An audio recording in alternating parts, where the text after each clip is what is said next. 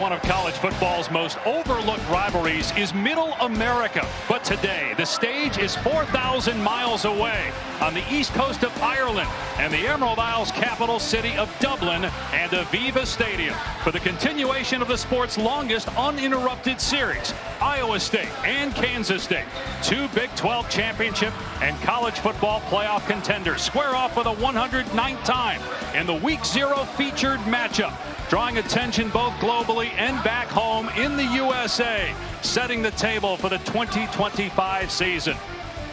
Iowa State quarterback Rocco Becht makes his 28th career start. Kansas State's Avery Johnson, a potential Big 12 Player of the Year and Heisman Trophy candidate, in front of a full house here in Ireland. And we welcome you to the Aer Lingus College Football Classic. And for the first time ever, you're watching the Big 12 on ESPN from Dublin, Ireland. The first game between ranked teams in Ireland. Number 22, Iowa State, coming off arguably its greatest season yet against number 17, Kansas State, many people's favorite to win the conference and play in the college football playoff. Dave Pasch, Dusty Dvorak, and Taylor McGregor with you. Welcome back to college football. So glad to have you with us. High anticipation for this game. It has been off the charts here in Dublin. And Ireland really, Dusty, has come to signify the start of the college football season. The scene, the setting here in Dublin, it's awesome and it's very unique. So unique, I was at a pub today, one of 6,000 here in Dublin. And the Cyclones fans, the Wildcats fans, they were living it up. There was a palpability in the air here. The Guinness was flowing. Mine was non-alcoholic, but everybody was having a good time, ready for today's matchup. All right, this game, it has a little bit of a bowl game type feel, an exhibition between two star performers putting on a show for the locals. But obviously, it's a regular season game and a very important one when you consider the context of all the great games we have on ESPN and ABC over the next 10 days.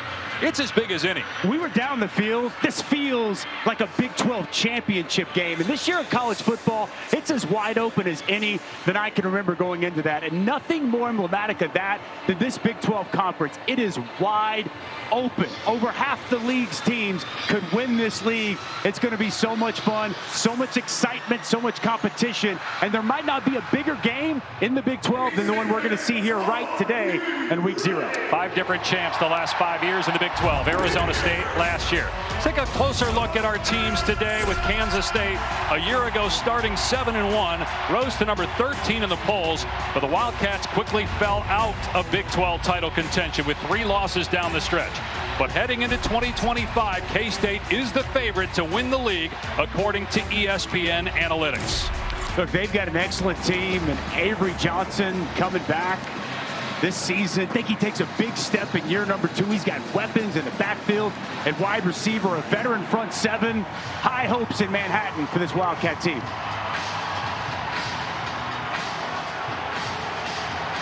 Iowa State began 2024 7-0, first time since 1938.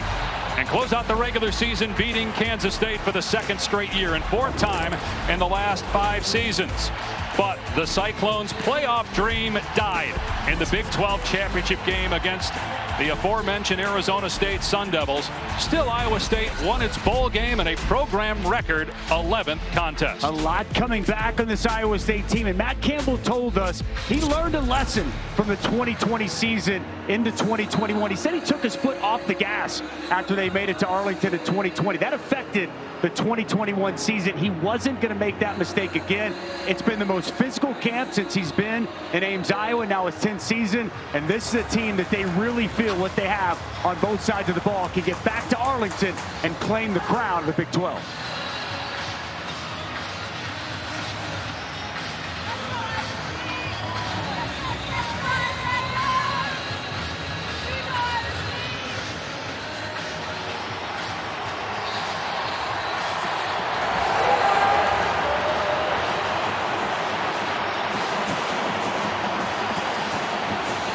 First international game ever for Iowa State. This is only the 10th college football game in Ireland as the globalization of the sport continues to skyrocket. And The game a year ago might have been the best here in Dublin, with Georgia Tech knocking off then a top 10 team in Florida State. We're going to hear from Taylor McGregor a little bit later for more on the game, but first to get more on the local feel for how folks in Dublin are consuming college football. Taylor, hit the streets. We are here on Grafton Street, one of the most iconic parts of Dublin, right in the center of the city. We came to ask the locals some questions. How much do they know about American football? We're about to find out. Do you know any college football teams in America? Yankees? Dodgers. The Dodgers. Okay, Trevor, do you know what a touchdown is? Yeah. What's a touchdown? It's when you get the ball over the line. I think it's when they go over the line and land the ball on the ground. How many points does a team get if they score a touchdown? 4? Say 5. 4? 6. 6. Close. Right.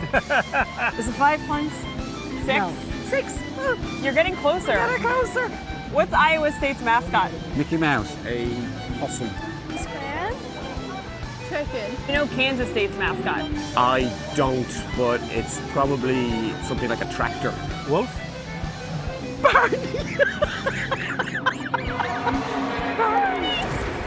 Well, as you can tell, we are working hard to make sure the Irish better understand college football.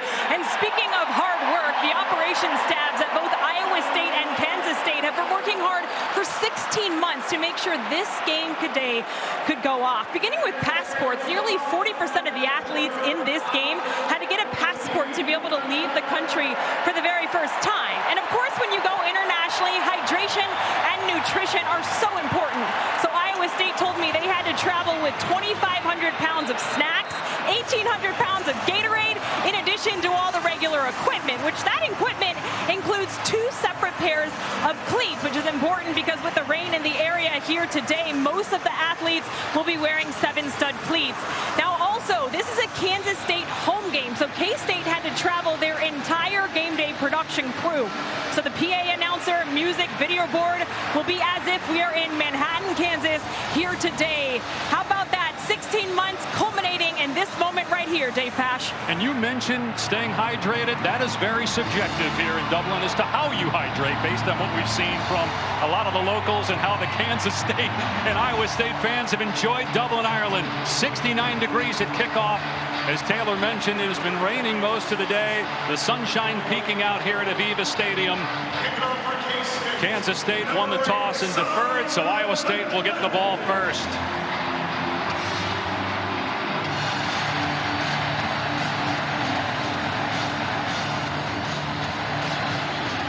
The 2025 college football season is underway from Dublin, Ireland. And after the touchback, Iowa State will start on its 25-yard line. Rocco Becht in his 3rd year as the Cyclones starting quarterback, son of former NFL tight end Anthony Becht, our former colleague here at ESPN. Rocco 2 years ago was the Big 12 Freshman of the Year. He was honorable mention All Big 12 last year. He's got 18 wins as the starting quarterback at Iowa State, 3rd most in school history.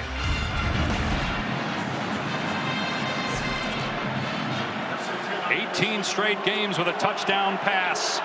That's the most among active quarterbacks in college football. K-State stacks the box. Hansen on 1st down, and he cuts it upfield for a gain of 3 on the play. Carson Hansen, expect a heavy dose of the running back out of Minnesota. Was excellent last season with 13 touchdowns. I expect his role continues to increase and to grow throughout the course of this season. Matt Campbell said he's ready to explode this year for the Cyclones.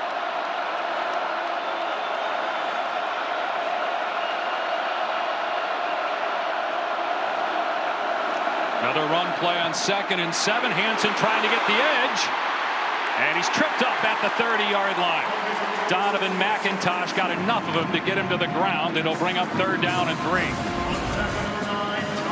McIntosh making his first regular season start. He was a backup all of last season. Started the Rate Bowl at the end of the year, making his first Big 12 start here today. Nice job shedding the block and getting Hansen out of bounds.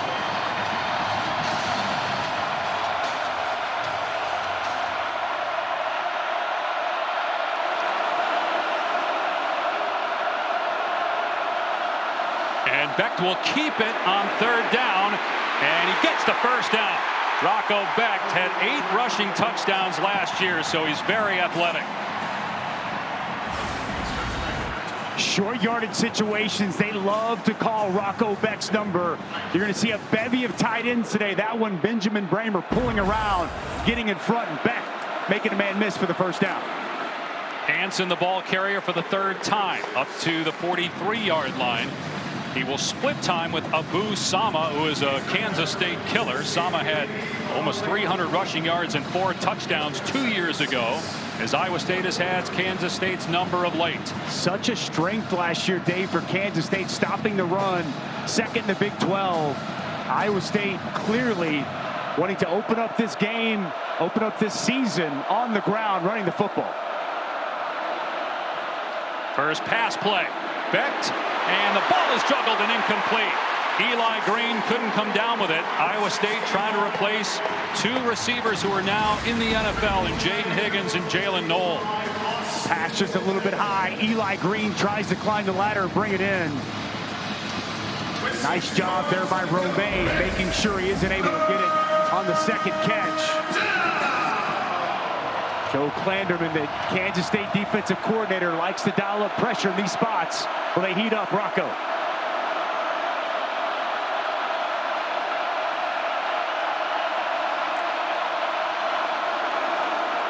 They rush 4. Becht from the pocket is hit and sacked back at the 38-yard line. Toby Osunsami in the backfield along with Jordan Allen for Kansas State. Was really good coverage, and you're going to see the walls cave in on Rocco Becht. Nice job working through the tight end, condensing that pocket, pressing it right at the point of the quarterback, and getting Rocco Becht to the ground. Tyler Perkins, 4th year as the starting punter. And Dylan Edwards, very dangerous with the ball in his hands, has to backpedal, and he muffed the kick, and it's recovered by Iowa State at the 8-yard line. Aiden Flora jumps on the loose ball, and Iowa State will have it, goal to go.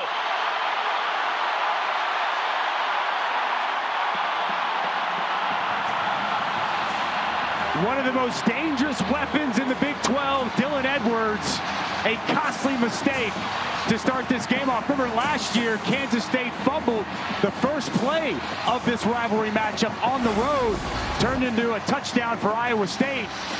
And Dylan Edwards, we've all been waiting to see him get his hands on the football. He just muffs it. Bell there with the hit, and a huge recovery for the Cyclones inside the 10. You know, Dusty, because of all the fireworks, there's still a lot of smoke in the stadium. You wonder if that impacted at all the vision on that muffed punt by Dylan Edwards. On 1st and goal from the 8, and no running room that time for Hansen. Sayamalo in there for Kansas State. Minimal gain on 1st down. Well, it's a veteran defensive line. They like this front 7 a lot for Kansas State. They bring back a bulk of the production from a season ago, and a nice job there, changing the line of scrimmage. Nowhere for Hansen to go with the football. And we mentioned Abu Sama. He's in the game for the first time here on 2nd and goal. Burkle in the red zone. Becht in trouble again, sacked again. Osunsami gets back there again. Loss on the play of 8. With Osunsami really good with the get off and the hands, the chop, the rip, working off the edge. Extremely well done. Worked it inside, came outside, tight corner, and another sack for this Kansas State defense. Would be huge, Dave, if they could get a stop here after that costly fumbled punt by Edwards. You mentioned bringing heat. They did not on the last 3rd down. They still got to Becht. Well, they come after him here. They're lining up as if they're going to, and here they come. Becht facing pressure again. Lobs, and a flag down as the pass was incomplete. Gabe Burkle got turned around as he was being defended by V.J. Payne in the end zone.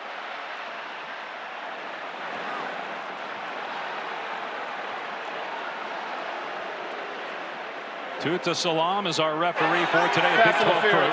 number 7, defense. The ball be placed at the spot of the foul. Automatic first down. Well, Gabe Burkle, the favorite red zone target for Rocco Becht. This is a bad mistake by senior and VJ Payne. It's going to be one-on-one coverage. He's going to try to run a corner route. And VJ Payne's eyes in the backfield, not with the tight end. And he just grabs him around the waist. That's an easy call and a massive mistake on 3rd and long. So a fresh set of downs now on the 3-yard line. And it'll be Sama.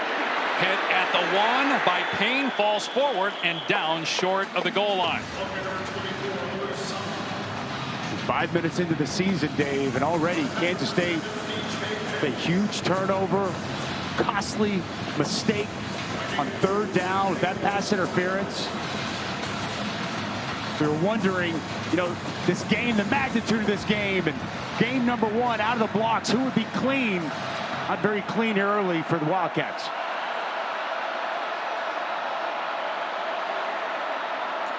Pitch to Sama, ball on the ground.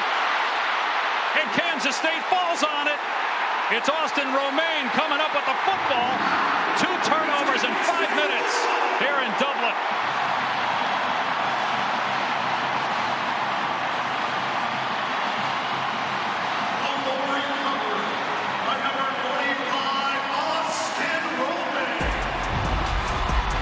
Well, this toss is going to hit Sama right in the face. He can't field it. Big hit by Stufflebean. And the leader of this defense, Austin Romaine, on top. Okay. We back. And we'll run the football here.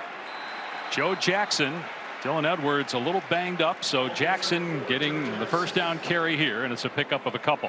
Replacing DJ Giddens at the top of the list for this Kansas State offense coming into this year. The expectation, Dylan Edwards going to be that home run hitter, share much more of the load. And as they're working on him, Joe Jackson gets first crack at it to kick off the season. Yeah, Giddens almost 1,400 yards last year. 5th round pick by the Colts.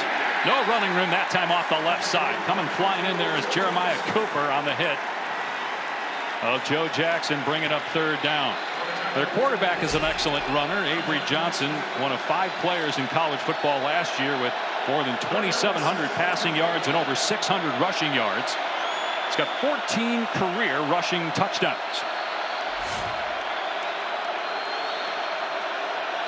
But an obvious passing situation on 3rd and 7, although with the early turnovers, maybe that will change how K-State handles this. But empty set with Jackson leaving the backfield on 3rd and 7. And Johnson with a quick pass over the middle. It's incomplete through the hands of Jace Brown. And a quick 3 and out for the Wildcats. Well, Iowa State dials up pressure. John Haycock brought both backers inside. Wants that ball out quick.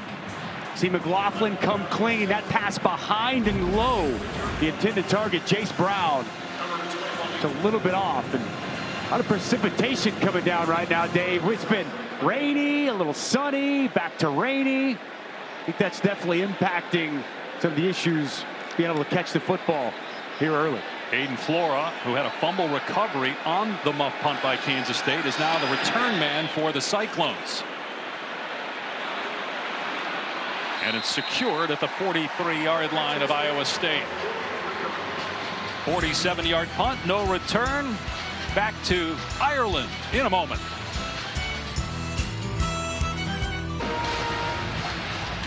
Been a great week here in Dublin for all the fans and support staff and obviously the players and coaches. But meanwhile on the field, we've got a developing story, and with more, let's check in with Taylor. Dave, Dylan Edwards has been spending time with the training staff working on his left ankle. They had to tape it up. He has his head down here on the sideline trying to roll out that left ankle, so we'll keep our eyes on it. And right now, Taylor, that's big because this may be a running game. We don't have a completion yet in almost 8 minutes. Carson Hansen had no room to run on first down to bring up 2nd and long.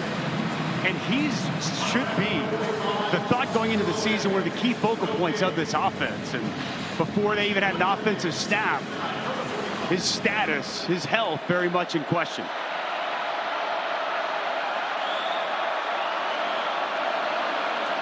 Back to the air, and our first completion for either team. It's Dom Overby who had 1 catch all of last year. He'll come up short of a first down, though, 3rd and about 3. You mentioned it earlier, replacing Jaden Higgins, Jalen Knowles, a tall task, but Iowa State feels good about some of the guys they brought in, Chase Sowell, Xavier Townsend, and they spoke very highly of the redshirt freshman Dominic Overby. Nice on the route, getting open to set up 3rd and manageable. You already mentioned the tight ends. They always have great tight ends.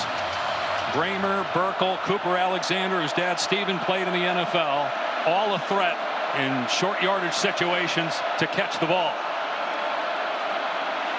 Beck surveying the defense, and the pass off target. He had a receiver, Brett Elskilson, and Iowa State going to punt the ball here and try to pin Kansas State deep again. I like this call. I know some people would say you're past the 50, go for it. Matt Campbell going to play the conservative game. Precipitation in the air. Liked what he saw from his defense in that opening possession. Try to punt it and pin the Wildcats back deep. So Jace Gilbert will punt this time, and a different returner with the injury to Edwards. It's Sterling Lockett, Tyler Lockett's younger brother. Gilbert had a little trouble with the snap, and a shorter kick than the last one. Fair caught at the 15-yard line. 34-yard punt, no return. Well, Avery Johnson is his first year as a starter last year, sophomore season. There was some really good school record 25 touchdowns through the air, and he is a dynamic athlete as a runner, one of the best mobile quarterbacks in all of college football. But he came with some mistakes. He's got to clean those up. 10 picks in total, and 3 of the losses, multiple interceptions. Decision making really needs to start the round into shape. Matt Wells, new offensive coordinator, feels like Avery is in a much better place here in year 2 as the starter.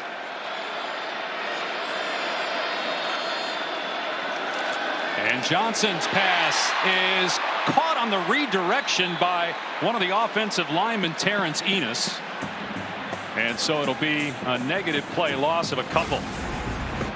Ezeagu gets the big bear paw. He is long, 6'5", 280, jumps up, times it perfectly. And transfer, Terrence Enos, what I would imagine one of the only receptions he'll have in his career. He probably shouldn't have caught it. Actually lost yardage there on the play. Joe Jackson still in the game at running back, trying to find room. It's not there. It's going to bring up 3rd and long. You mentioned cutting down the mistakes for Avery Johnson. There's no question that he's a potential player of the year candidate in the Big 12 if he does that. You touched on the early fumble last year. He also had a bad penalty and grounding in the end zone, which led to a safety in this game, and that was really the difference in the game. First year as a starter, you got to learn through those. We'll see how much maturation the offseason fall camp he's had, because it's not an easy start against this Iowa State defense here in the opener. On 3rd and 12, Kansas State will just keep it on the ground with Jackson, able to slip one tackle, but then thumped at the 18-yard line. Marcus Neal in there for Iowa State. Another punt coming up. Conservative play calling there with Joe Jackson getting the ball on 3rd and long. Matt Wells not putting the ball in the hand of his quarterback, Avery Johnson. A little surprised there. We don't see them try to run with him, maybe get a little quarterback run game, get him outside the pocket with a run-pass option. And Taylor telling us a second ago that Dylan Edwards has now gone to the locker room for Kansas State. McClanahan to punt again from inside his 10. Short kick, end over end, and it checks up.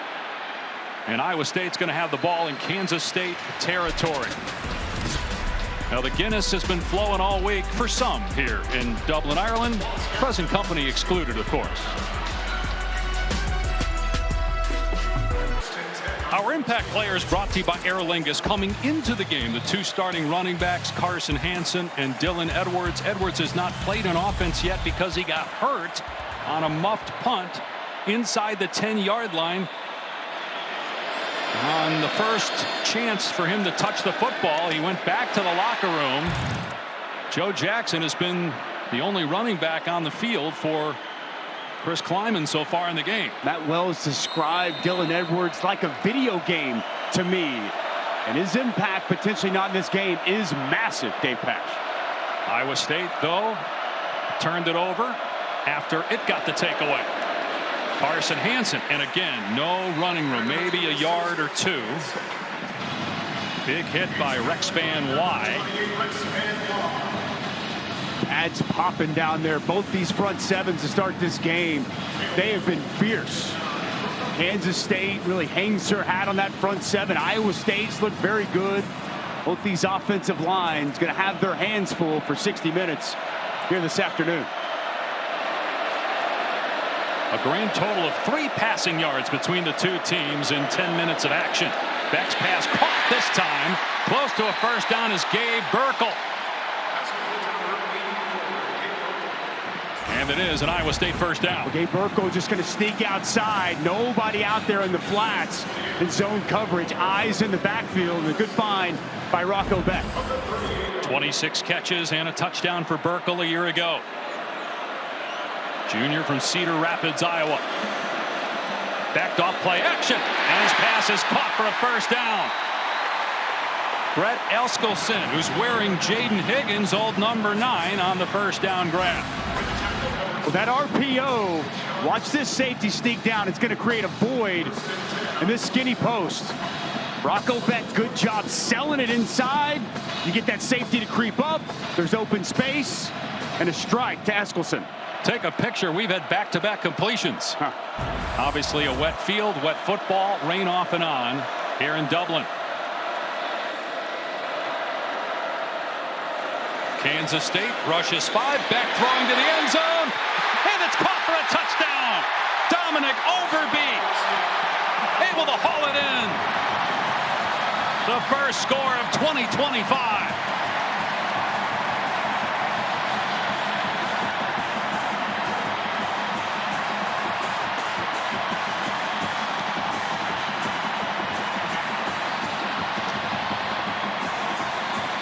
Nineteenth consecutive game with a touchdown pass for Rocco Beck, a school record in the FBS active leader.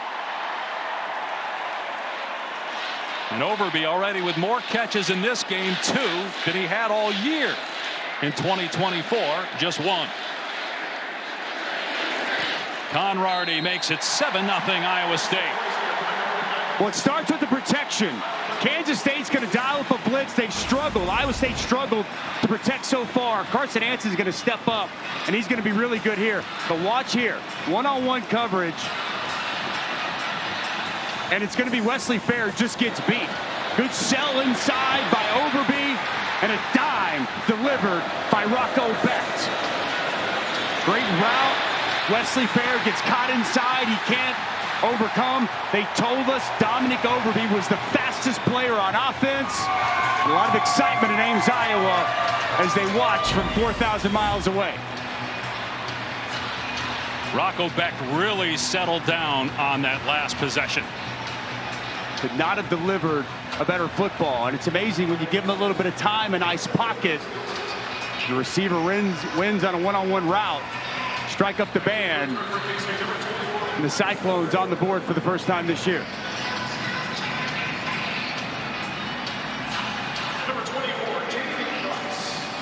Jace T. Gilbert will kick it away. They actually have 2 Jace Gilberts. Jace J. Gilbert is a defensive end. The two are not related. And this is going to sail out of bounds. So very good starting field position for Kansas State. Time now for the first ever Dublin edition of Dusty's Defensive Dudes. We got to do it. Let's start with the big boys in the middle. A defensive tackle for Iowa State. Dominic Orange, he is big, he is athletic, creates negative plays, tough to move, one of the best nose guards in all of college football. And Austin Romaine might be the best linebacker in the Big 12 coming into the season. A coach on the field, his instincts, knowledge of the game, always in the right place, the right time.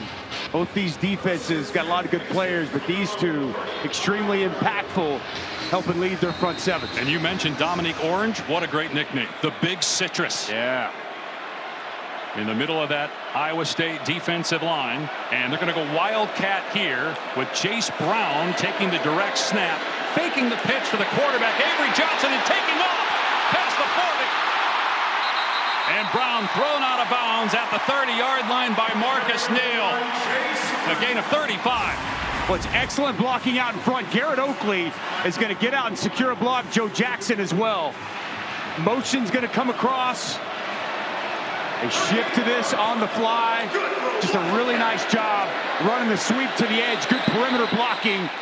And a big pickup there, exactly what the Wildcats needed. But movement by Kansas State. False start, number 86, offense, 5-yard penalty, first down. Garrett Oakley, one of the tight ends for Kansas State. You see those types of penalties early, right? You get a big play, you're trying to get up there, get your offense going. You've got Iowa State off balance a bit, and you commit a mental mistake.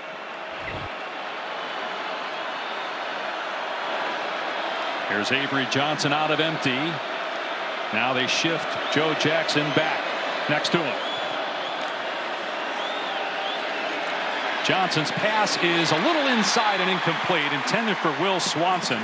Marcus Neal, who the Iowa State coaches feel is a potential superstar, was there defensively. It's good defense, but this pass behind his intended target. Tough for Swenson to come back to that football. It's a catchable ball, but touched on Marcus Neal. He really stepped up last year as a freshman, had a great game against Miami in the Pop-Tarts Bowl victory, and big expectation for the sophomore there in that star position of this defense. Another run play on 2nd and 15. Devon Rice inside the 30, got a chunk of it back. Gain of about 9. Rice had just 1 carry all last year. Took a red shirt.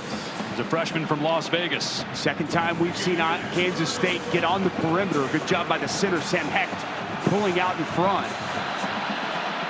Important 3rd down. We have not called the name of Jerron Tibbs, the Purdue transfer. They raved about what he's brought to the table. Could we see him now in a crucial 3rd down to keep this drive alive? Got single coverage up top against him. Kansas State going to run Jackson up the gut, and he gets knocked down 2 yards short of the line to gain by Jamison Patton and Marcus Neal. 4th down. I think that play call from Matt Wells tells you that Chris Kleiman told him you got 2 to work with, and that 4-down territory here for Kansas State as they keep the offense on the field. No doubt the inside zone. Matt Wells knew this is 4-down territory. See if they keep it on the ground again here on 4th down and a yard.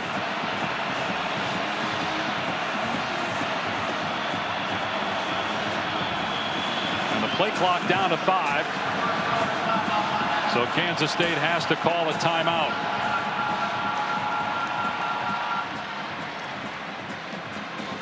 Well, this is the start of an incredible first weekend of games on the ESPN networks. You've got Boise State, USF. Boise made the playoff last year. Nebraska, Cincinnati.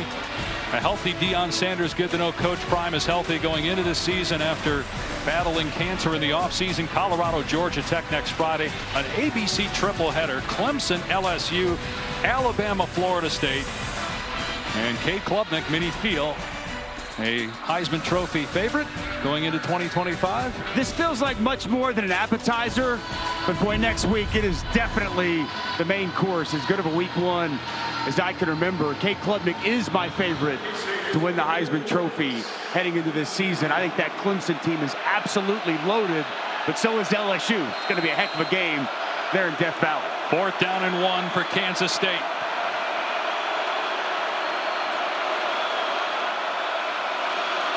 Jackson got it and more inside the 20 and down to the 16-yard line. 6 yards on the play. Good for Wildcats. It's a really good double team. Andrew Lane getting the right tackle. Bangs down hard right inside. See that hole open up. That's Dominic Orange on the inside. Nice hard double team. Opened up that path for Joe Jackson to move the sticks.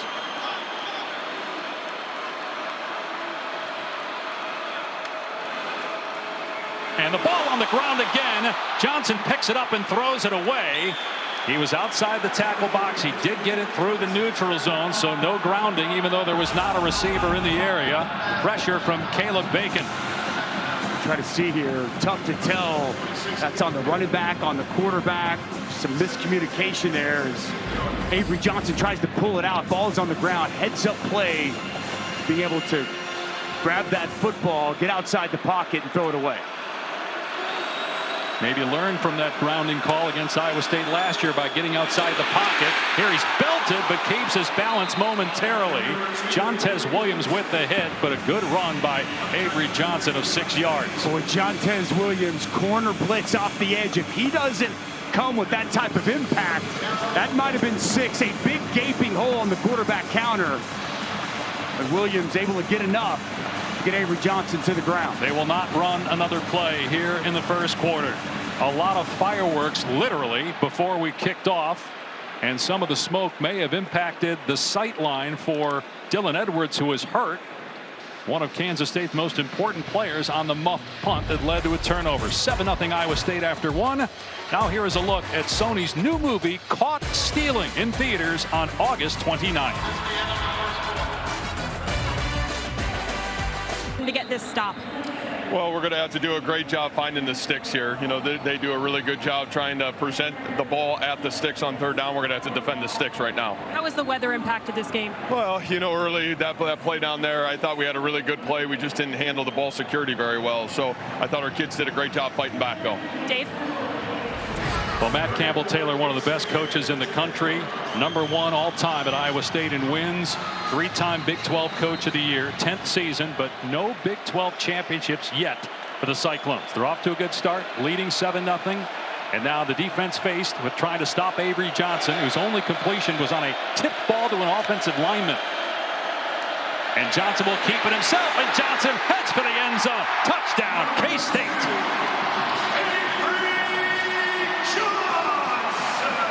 Who needs to throw the ball when you got him running it?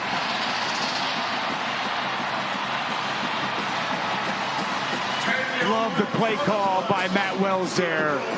Haven't seen any confident throws from Avery Johnson. Allow him to utilize what comes to him most naturally, that running ability. Great call and well executed to get the Wildcats on the board. First ever attempt at Kansas State for Luis Rodriguez, who is kicking for the College of the Canyons, junior college in California. For the extra point, no problem, and that ties the game 5 seconds into the second quarter. What's tight ends, boy, it's a tight end game. Watch Garrett Oakley get upfield and get a key block. Inside, you see that defensive end cheat inside. Garrett Oakley secures that block, opens up that edge. And Avery Johnson puts his foot in the ground, gets north and south, and he finds the end zone. We show James, Dave, they love it in Manhattan just as much. And they love Avery Johnson, and boy, the coaches would love to continue to run Avery Johnson more. They emphasized him getting stronger in the offseason, put on about 12 to 15 pounds. It's pretty noticeable in his upper body. They want him to be able to handle the hits, especially late in the season. That's where Kansas State struggled down the stretch last year, losing 3 of their final 4 conference games. Really showed, as you mentioned yesterday, watching them on Thursday at practice and even talking with him when we sat with Avery Johnson yesterday. He is bigger, 12 pounds. He knows that his number is going to be called more and more, and especially with Dylan Edwards out of this game, they've got to be able to create that run game, that explosiveness. You quarterbacks in college football bring that to the table the way Avery Johnson does.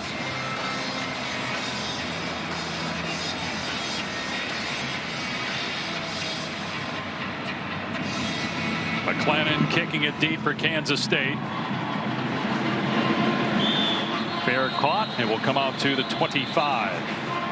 Take a look at Rocco Beck's last drive. 3 straight completions. Well, give him some time, and the dude can deal. That's exactly what he was doing this last drive. Nice easy find by Burkle, leak it out into the flats. Good confident throw we saw to Eskelson. And how about this? An absolute dot over the top to a 6'5" Dominic Overby and a Cyclones touchdown. Really saw Rocco Beck settle in that drive as he was flawless leading this offense. 6 touchdown passes in 2+ games in his career against Kansas State. 18-9 record as a starter. Dad Anthony played 11 years in the NFL. Mom, an All-American gymnast in West Virginia, grew up in Tampa area after Beck, his dad, was done playing for the Buccaneers, and came to Ames, Iowa for college football. Run play on 1st and 10, and Sama with nowhere to run on the perimeter gets decked about a yard downfield by Zayshawn Rich, the corner. Early penetration come flying in from this Kansas State defense. Cody Stufflebeam, they pull those backside guard tackle at backside defensive end. He can penetrate, can completely disrupt the play. Nice job by the front for Kansas State.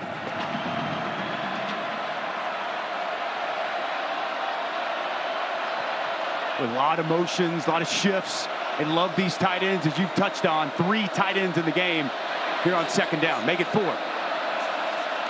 Back to the air.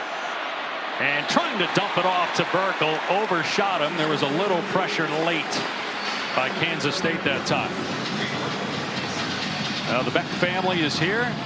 There's Anthony, who worked at ESPN for a while and is a head coach in the UFL and also does New York Jets games as the radio analyst. Great guy Anthony is. Outstanding player, West Virginia, then on the NFL. Awesome for us at ESPN and doing a really nice job in the XFL. He's made the trip to watch his son lead this football team.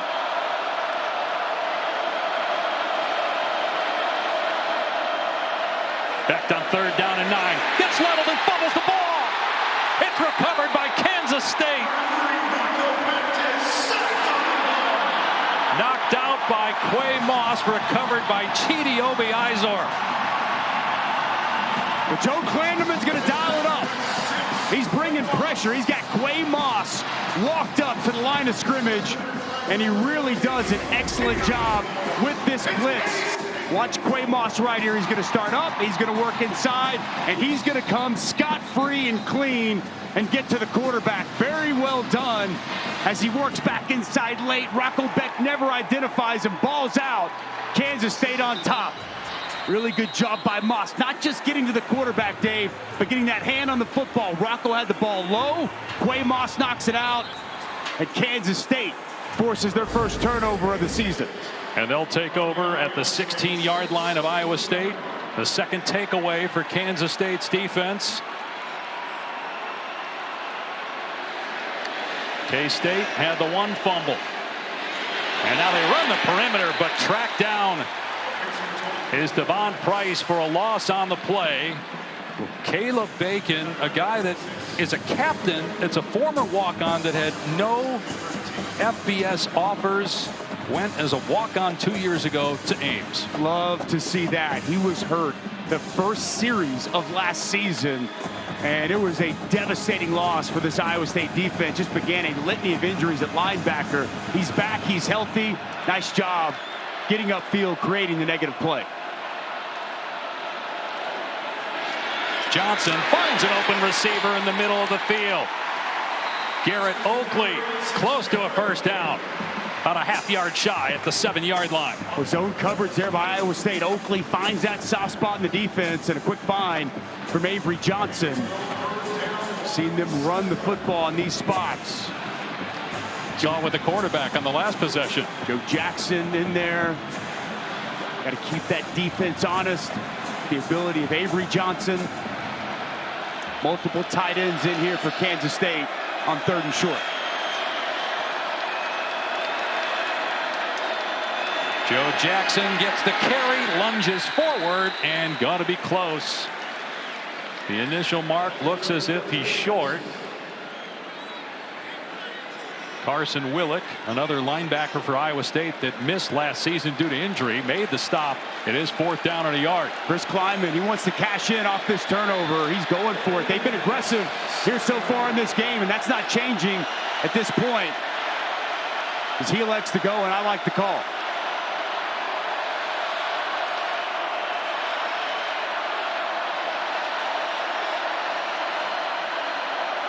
Give to Jackson, and he's hit in the backfield and taken down by Marcus Neal. Does not appear to have it. A turnover on downs, forced by the Iowa State defense. Wow, we touched on Marcus Neal earlier. He ended last season with such an outstanding game against Miami. The sophomore. Watch this speed coming downhill right at you. 4th and 1. big game rivalry, maybe a Big 12 championship. Later in the season on the line, Marcus Neal's downhill, and he gets a big stop. We're tied up in Dublin. Welcome back to the Aer Lingus College Football Classic. Again, it's so hard to wrap your brain around what this week feels like for the players and the coaches. Coaches told us, we had to tell the players over and over again, yes, have fun, this is great, you're out in the community, but it's not a bowl game. This is a very short business trip. They came in a couple days early, they're leaving tomorrow, and each team has a game next Saturday back in the States. Beck's throw is incomplete. There was some contact between Bramer and McIntosh, but no flag on the play. So last season, Iowa State lost 2 fumbles all year, and they've already had 2 in this game. First one that hit Salmon right in the face. I kind of wonder, precipitation coming down, how much of a role did that play? The last one that we saw had nothing to do with precipitation. That was Quay Moss getting inside on a blitz. The key, though, Iowa State's defense holding those turnovers, not resulting in points. Back down the rollout on 2nd down and 10. Slings it over the middle, and it's dropped. It may have been caught and then fumbled. Now it's ruled incomplete. It was jarred free as Burkle tried to haul it in. Boy, Wesley Fair gets a running start. He times this up perfectly. Collision right on the football. Nice job separating man from ball. And Gabe Burkle, one of the more sure-handed pass catchers on this Iowa State team. It's a nice job by Fair, who struggled early in coverage, coming up in zone coverage, making a play. Back to throw again from his end zone. Hanson out of the backfield, gets walloped. And it takes a second man to bring him down. The initial hit by Justice Clemens to slow him up. And a 3-and-out for Iowa State. Justice Clemens, he's the 3rd cornerback in. Really good job, giving up quite a bit of weight. He's given up probably close to 30 pounds with a 220-pound Carson Hanson. Gets that initial contact, and he waits for his boys to come. Good pursuit coming down by Osun Sami. Tyler Perkins to punt from midway through his end zone. And again, it's Sterling Lockett, younger brother of NFL star Tyler Lockett. Will he get a chance? It's a huge punt. Lockett signals for the fair catch and has it at the 42-yard line after a 50-yard punt. All 6 episodes of The Kingdom are available now, streaming on ESPN Plus and Disney Plus. The Kingdom takes an unprecedented look at the Kansas City Chiefs' legacy over 60 years of highs and lows, focusing on their incredible 2024 season. Mahomes and company looking to get back to the Super Bowl again and win it this time after falling to the Eagles 6 months ago. They're going to have a great team. Great team. They got a great tight end, Travis Kelce. I bet he's watching this game.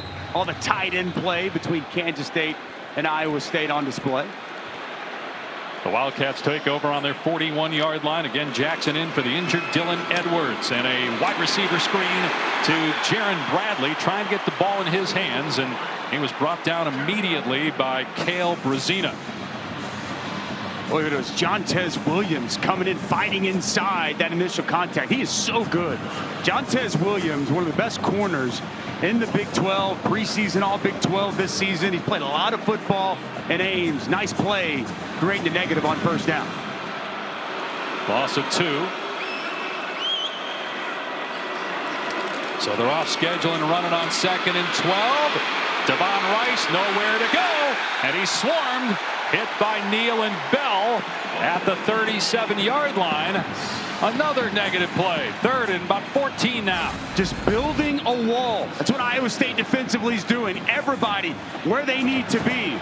Pursuit to the football. Really well done.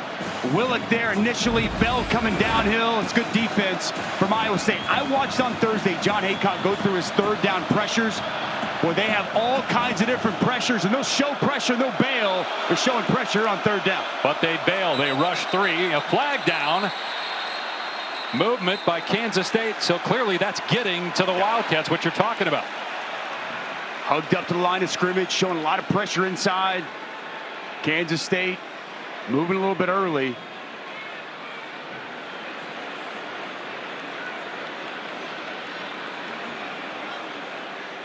A lengthy conversation. One of the officials looks like he's pointing at Iowa State as if maybe they were doing something that's illegal to try and draw the offside. Yep, defense, that's it. Number 9. The linebacker made symbols that simulated the beginning of the snap. That is a point of penalty. emphasis. 3rd down. Cale Brazina cost them 5 yards. Matt Campbell is not happy. This is, as you mentioned, a new point of emphasis. He's mad at the officials, not at his defense. No. He's mad at the call because he's saying that he was telling his guys that his linebacker was making a call not toward the offense. So Avery Johnson on 3rd and 8. A receiver is wide open for a first down. It's the tight end, Garrett Oakley. All the way down to the 38-yard line. Gain of 20. Boy, Iowa State just playing soft. They're going to play soft, and you're going to see him just find a little open space right here. As Iowa State continues to bail outside, Oakley finds that grass, finds that space, and a big conversion on 3rd down. Oakley, 2nd team all Big 12 tight end in 2024. 2 catches so far in this game. That pass behind the line, that's a live ball. It's scooped up by Devon Rice, and he does well to get back close to the line of scrimmage on that backwards pass. Another fumble. The pass was backwards, recovered by the running back. 2nd down. That's smart. 2nd and 12. Smart by Rice, Dave. Very smart. This is just as you heard. This was a backwards pass at the live football. Recognizes that. Doesn't just get on the ball, but gets up the field and almost back to the line of scrimmage. Is that designed to be a backwards pass or a poor decision by Avery Johnson the way he threw the ball? Or is it the running back who's back further than what he should be? Remember, Dylan Edwards typically would be catching that pass. Joe Jackson with room downhill, and he fumbles the ball, and it's recovered by Iowa State. Right into the arms of Tayshaun James. Another lost fumble here in Ireland.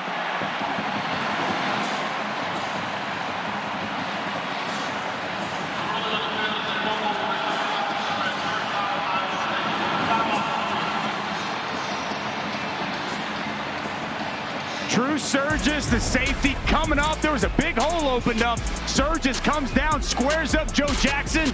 Ball's out. Cyclones on top.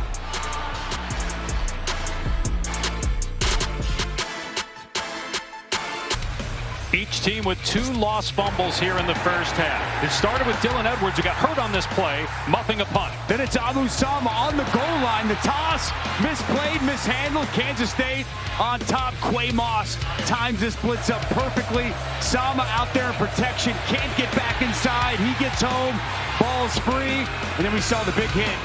Drew Surgis jars this ball loose. Get the Cyclones the football back. These are 2 very physical football teams, and that is on full display here in Dublin.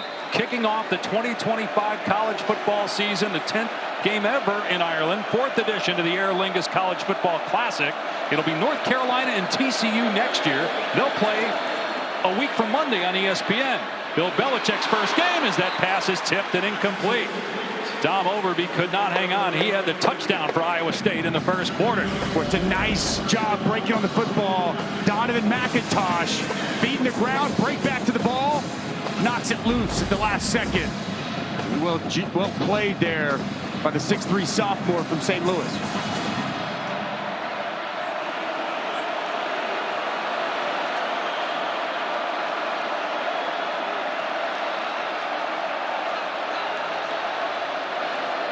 Here's Sama running left, and he's got the edge, and he picks up a first down before he's thrown out of bounds by Austin Romaine. And Romaine over there amongst a bunch of Cyclones. No flags yet, just a lot of talking and an occasional push and shove, and now a little bit more pushing. Officials may need to get control of this, but we don't see any flags on the field. They call it a rivalry for a reason. No love lost between these 2 teams that are so eerily similar of one another. Both very successful in the Big 12. They both play a physical brand of football, developmental football. Hey, a lot of the players for Kansas State told us when we spoke with them yesterday, they hate Iowa State more than they hate Kansas. 109th meeting going back to 1917. In trouble, Beck gets away from a defender, and Beck takes off, diving past the 40. A gain of 8 on the play. Daniel Cobbs had the pressure. Nice job by Becht. So good by Becht. He feels that pressure off his right. He sees it. He slides to his left. Hole opens up.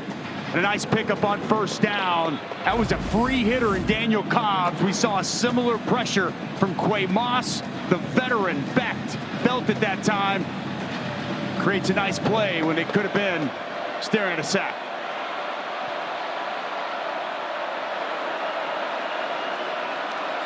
Second and short, play action. Becht setting up, lobbing it, and it's dropped by Cooper Alexander.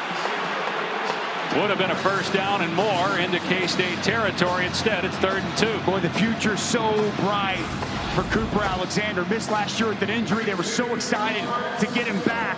Eyes just slightly off the football at the last second.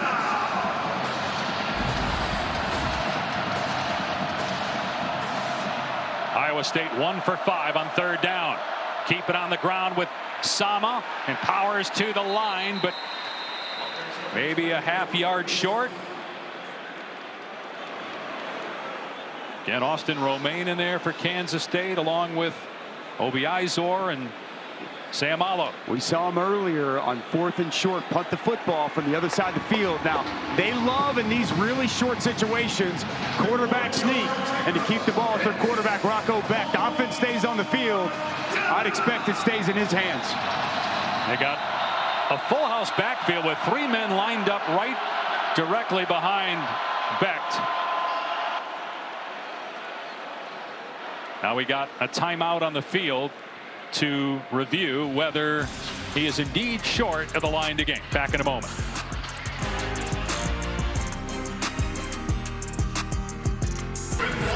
It remains 4th down. Ruling on the field is upheld. That is new language this year in college football. No more stands or confirmed. It's just upheld, and you can tell they're unable to see the ball, so they're not going to overturn that.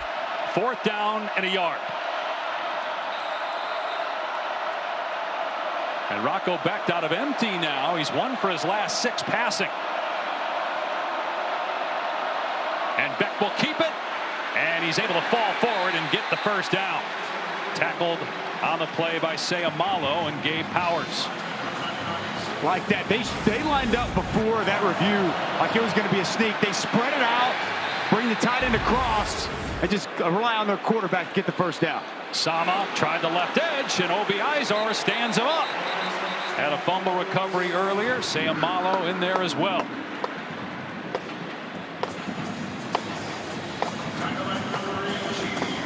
Iowa State coming off an 11-win season. A program record, made it to the Big 12 championship game, lost to Arizona State. We've had 5 different champs the last 5 years in the Big 12.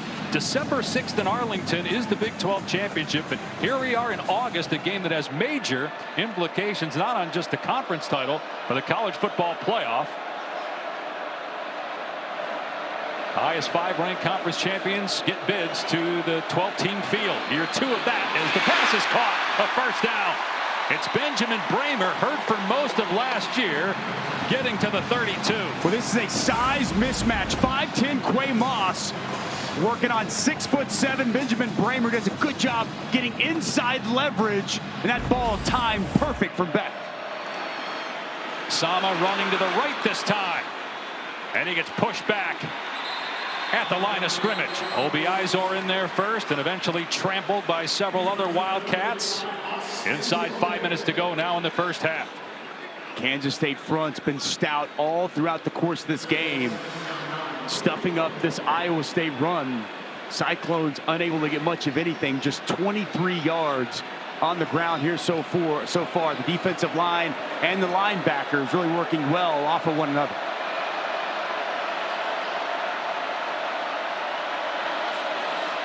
Pressure coming. Becht has to leave the pocket and throws incomplete. To your point, Dusty, defensively, it looks like these teams are in midseason form, but not offensively here in Dublin. A little bit sloppy, my friend, a little bit sloppy. We've seen so far balls on the ground with the litany of fumbles, some drop passes. The offenses have yet to catch up to the defense here early on. Only 101 yards for Iowa State, 117 for Kansas State. Now 3rd and 9 And with the wet ball, the wet field, you wonder if this is too long for a field goal. Would be about 50 from here.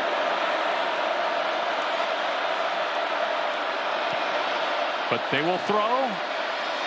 Beck's pass is knocked down, incomplete. It was Desmond Purnell, the leader of that defense, with a hard hit on Overby. And Iowa State will indeed try the long field goal. Well, they teach linebackers in coverage, separate the man from the football. Overby over the middle, and Purnell there immediately, shoulder in the midsection, ball out to force this field goal attempt. Kyle Conrady, whose career long is 54. That was the game winner against Iowa last year. This is a 49-yard attempt. Been drizzling throughout the game. The field chewed up. And this one is way right from the get-go and no good. He had only one miss all of last year from more than 40, and he misses here from 49 to start 2025. Boy, big stop there for that Kansas State defense. And that ball just pushed from the very beginning. Nice shot by Perkins getting the snap down. The ball never really had a chance, Dave. It started right and it stayed right. Well, you mentioned the snap. It was at the right shoulder pad of the holder.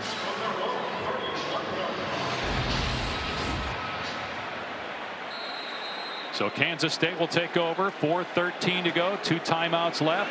And the 2-minute timeout to work with. Year 2 of the 2-minute timeout in college football. From the 31-yard line. Up the middle, Jackson picks up about 4 yards. Here's Taylor.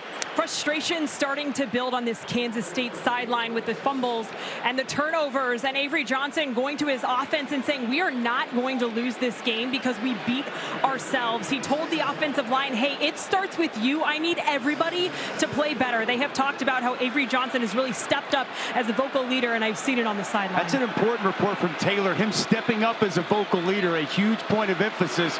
Good to see that taking shape here in the first half of the season. Play action for Avery Johnson. Hoisting it toward the sideline and off the fingertips of Jerron Tibbs. Really the first time we've mentioned him, and it's late in the second quarter. They were really bullish on the transfer from Purdue. A long throw there, and the ball just continues to sail outside, unable for Tibbs to reach out. He tried. He's got those big mid-strong hands, but unable to bring that pass in. Only 27 passing yards for K-State. Not much better for Iowa State, 78. As a defender, you got to be mindful, keeping good rush lanes, showing pressure here. But Avery Johnson, he can be a live runner in this situation. 5-man rush. Johnson gets it away quickly. A little rub route downfield, and it's caught for a first down by Jackson out of the backfield. Jaron Bradley did a pretty good job, the wide receiver out there. Well, you're exactly right. Bradley, his route sets that screen and allows on the out route Jackson to come open. Great timing there as well from Avery Johnson, delivering a perfect pass. Still no Dylan Edwards. Out with an injury, so it's Joe Jackson and Devon Rice in the backfield on first down. Rice downhill, dragging tacklers to the 46-yard line. 4 yards there for Rice.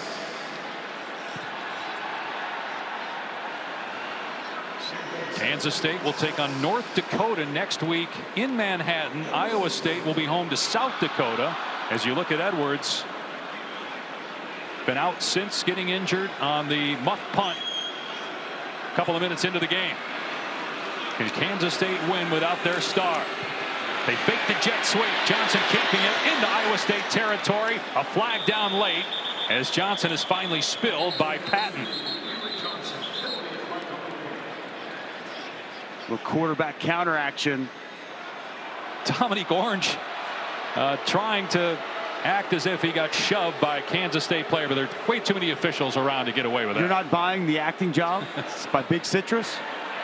Holding, number 69, offense. 10-yard penalty, second down. Taylor Portier, the 7th-year guard for Kansas State, commits the penalty. Again, it's a slick field, Dusty. You played the position. that Orange does. I did. Whoa, I think the official is the white hat. The white hat's the one that actually pushed him. Like, Tutu Salam doesn't know his own strength. Able to shove a 330-pounder to the ground with ease. Been hitting the gym. I think with that Iowa State strength coach. We saw him on Thursday. He's jacked. They have a point of emphasis and a new rule now for faking injuries. That wasn't part of it. No. That's when you fake an injury, really, a guy just goes down to the ground. You will now be charged a timeout when that happens before the ball is set. But what Big Citrus did there was in a dead ball situation. No harm, no foul.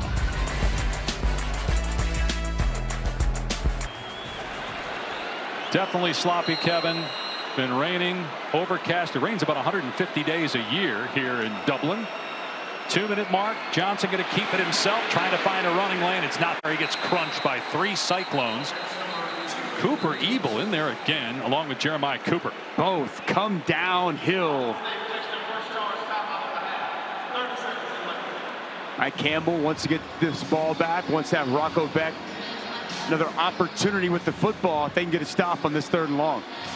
Well, Dusty, the all-new ESPN app is here. It's the best way to watch sports. All of ESPN in one place with live games, live stats. You can track your fantasy teams, personalized with your favorite leagues, teams, and players, direct to consumer, all in one place, the ESPN app.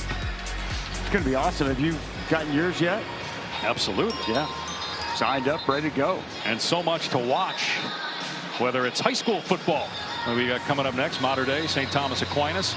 Or the great games we have week 1, starting Thursday with the doubleheader, then Georgia Tech, Colorado Friday, great slate Saturday, LSU, Clemson, ABC, Prime, and then Sunday, a couple of big games, Notre Dame at Miami, battle of top 10 teams, Sunday night ABC, and then Monday night, Bill Belichick's debut, North Carolina, TCU, the teams that'll play here in Dublin next year. How crazy is that? Bill Belichick in college football.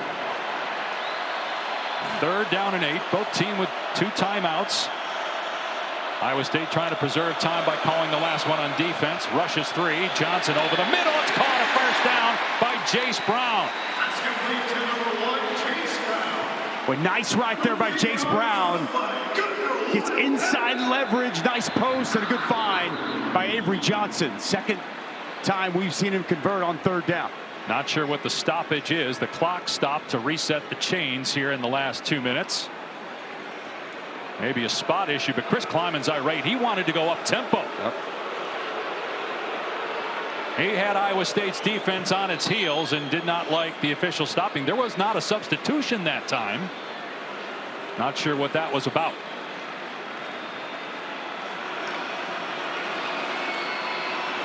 Sideline pass, and sliding down is Tibbs. Just lost his footing, as we've seen a lot. Gain of 5, inbounds, so the clock is moving. The footing not optimal here today. We've had rain coming down at different times, and good pass, just Tibbs unable to keep his feet. Johnson will throw again. Another sideline pass to Tibbs. He gets the first down before he steps out to stop the clock at 1:16. With a lot of cushion right now, and Avery Johnson, slow start throwing the football. He's really coming into his own. He's fine now. Tibbs, they're on back-to-back plays. Keep in mind, as Kansas State drives here, they have a new kicker. 3-year starter Chris Tennant is gone. Luis Rodriguez, 1 year of junior college. He is the new place kicker for the Wildcats. Empty set here for Avery Johnson. Blitz coming up the middle. Johnson in trouble, and that pass incomplete. There was no receiver in the area. Hard to tell if he got outside the pocket. He definitely got that one past the line of scrimmage, but there's a conversation right now from the officials if Avery Johnson got outside the tackle box. And there's a flag. Grounding. I was going to say he drifted back. He didn't drift outside.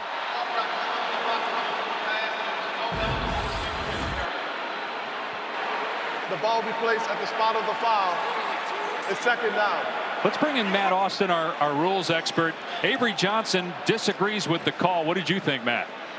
Well, I agree with you, Dave. The quarterback dropped pretty much straight back. He rolled a little bit to his right, but he did not get outside the tackle box. There's no receiver in the area. I think that's a good flag. And thank you, Matt. That's again a mistake that Avery Johnson made too often last year. He told us yesterday, I got to cut down on the mental errors. Well, the problem was they had a backer coming off the edge clean. If he drifted too far to the right, he was going to get hit in the head. So I got to get the clock right here. It's about 20 seconds off. With 52 seconds now. And because of the penalty and the loss of down, you're at 2nd and 22 and out of field goal range.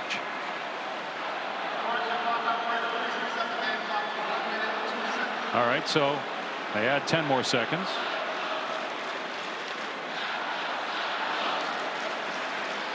The fans here want the clock to run to get to halftime because it's time for another pint. That's right. It's pint time here in Dublin. Can you just get half this back here on 2nd down? Johnson throws high and almost intercepted on the sideline. It was intended for Jace Brown. And Jeremiah Cooper's got 7 career picks. He almost had number 8. Ezeagu working off the side. Good job getting that rip up, getting the arm of Avery Johnson. And you don't have to try to get the first down. Can you get enough yardage to where you can get Rodriguez and manageable distance to try to get you some points here before halftime? How do you handle this if you're Iowa State? You bring the heat. He's had some trouble with pressure. Get the ball out of his hands. I think they're going to sit back and play coverage here, Dave. Yeah, they drop everybody back, and there's what you're talking about. Just a quick hitter to try to get yards, and a great tackle in the open field by Caleb Bacon. Iowa State will call a timeout. They'll have 1 left, or no, will they not call a timeout? The clock's running.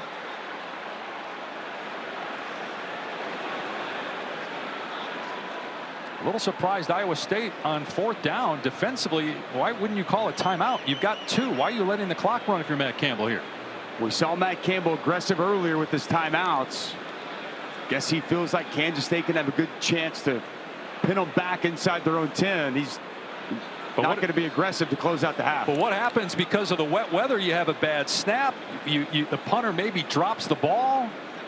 I understand you're concerned about fumbling it yourself. A little surprised that they did not use a timeout there. All right, coming up at 3:30 Eastern over on ABC, the Little League United States Championship. Fairfield, Connecticut, Summerlin, South Nevada. The winner of that game will play for the Little League World Series title Sunday, 3 o'clock Eastern on ABC. So 9 seconds to go. Simon McClanahan will punt. But imagine Matt Campbell is told the return man, Aiden Flora, don't touch the ball. Stay away. Just get away from it. Stay away. But again, you could have a bad snap. You could have an issue with the punt if you're Kansas State, and then you got a loose ball and there's no time on the clock for Iowa State to do anything with it if they recover.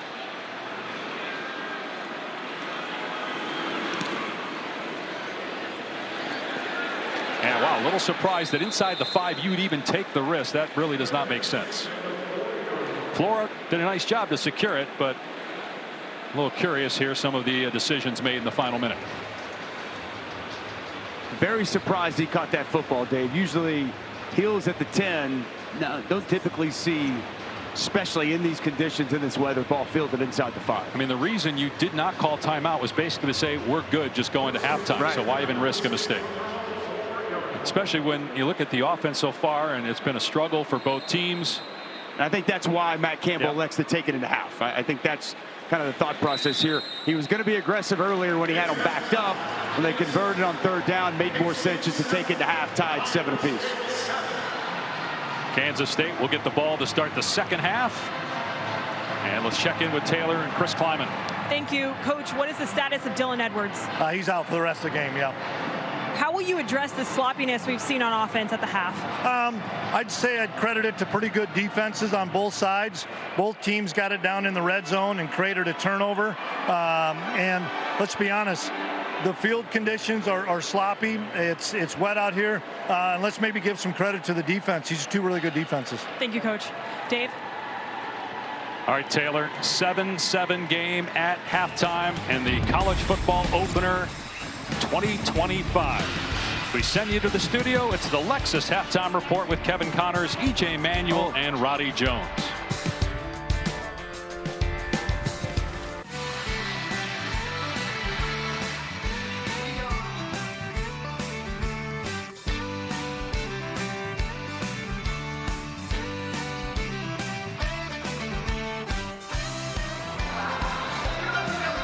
Welcome back to the Aer Lingus College Football Classic, the 4th edition and first time for 2 teams from the Big 12. And you're watching the Big 12 on ESPN.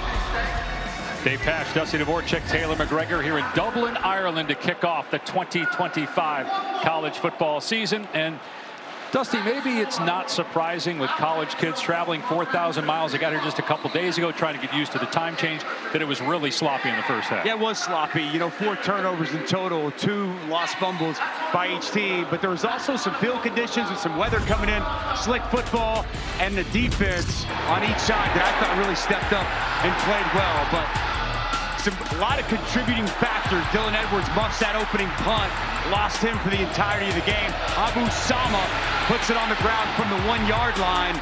Really good timed up blitz there by Quay Moss as he gets home.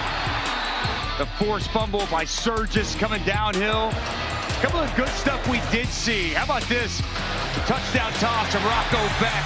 It's Dominic Overby. If I'm even, I'm leaving. The speedster with a great route, freezes the safety. And then speaking of freezing, Avery Johnson catches the defensive end, taking too many shuffles inside. He gets to the perimeter, and your 2 scores for the Cyclones and Wildcats there in that first half. K-State was able to run the ball, 94 yards, just 60 passing. Dylan Edwards, as Chris Kleiman told Taylor McGregor at the end of the first half, done for the day, was hurt on that muff punt. Iowa State just 23 rushing yards in the first half. Kansas State will get the ball to start the second half. And from the goal line is Bryce Nornberg. And he gets to about the 19, and that's it. Here's Taylor.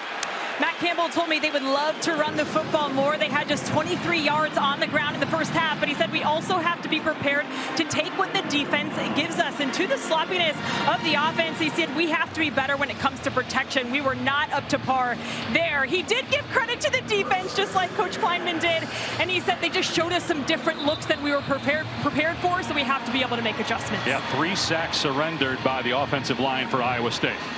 This is a conference game. Will count towards the standings. It could end up being the most impactful game in the Big 12 all year, and it's not even week 1. Shy of the 20-yard line, and a pass play. Johnson has it tipped at the line for the 2nd time. Ezeagu got a hand on that one. 2nd down. That's just good timing here by the defensive end. Ezeagu, he's going to work off the edge. And as this pass comes, he's going to get his hand up. Really good timing. Got that big wingspan. Shut your rush down. Know that pass is coming out. Try to get in the throwing lane. Very well done, as you said, Mr. Pasch, for the 2nd time here for Ezeagu. Gained about 15 pounds of muscle. A little bit easier to get off those blocks with improved strength. Get his hand up. Johnson keeping it. We'll see if they run him more here in the second half. He had a rushing touchdown for K-State's only score in the first half.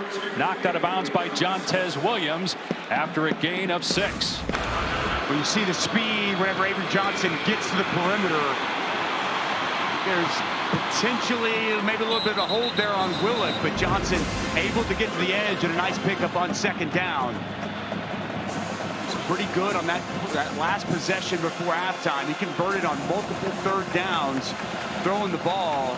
Trouble with communication here. He's looked over the side. He can't hear what the call is.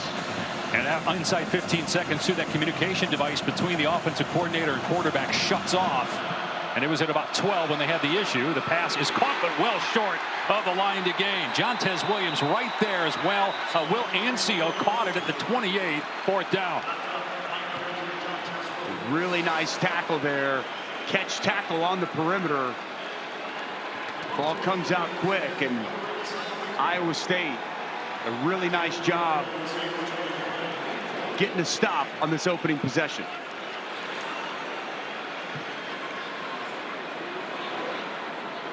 Simon McClannon, 2nd-year punter. And Aiden Flora, who had a fumble recovery on the muff punt in the first half, is the return man. It's a wobbly line drive and almost hit Flora. Did not, though, and scoots out of bounds. Iowa State will have it around the 42. Here are just some of the Labor Day weekend games starting Thursday on ESPN. Boise State, a playoff team last year, taking on USF. Nebraska, Cincinnati.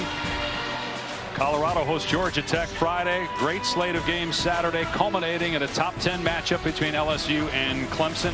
And the all-new ESPN app, you can watch all these games as well. So many intriguing matchups. What's Florida State going to be this year?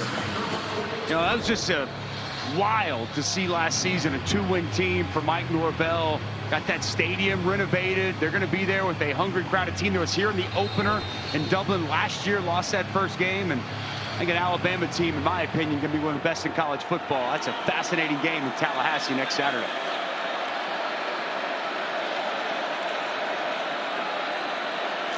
Pass play on first down. Back looking deep, taking a shot, and it's incomplete. It was intended for Chase Sowell, his first target broken up by Zayshawn Rich. You mentioned Florida State playing in this game last year. And I'm not saying that's why they went 2-10, but the coaches are definitely concerned because teams that have played here, won or lost, are about 15 games under 500. There is concern from both coaches that it may take a month or so to really fully adjust once they get back. That's what I found fascinating, talking with both Chris Kleiman and Matt Campbell. Not necessarily this game and the impact the travel would have, but the next 3 to 4 weeks, the impact it's going to have in the preparation to make sure it doesn't negatively impact the season.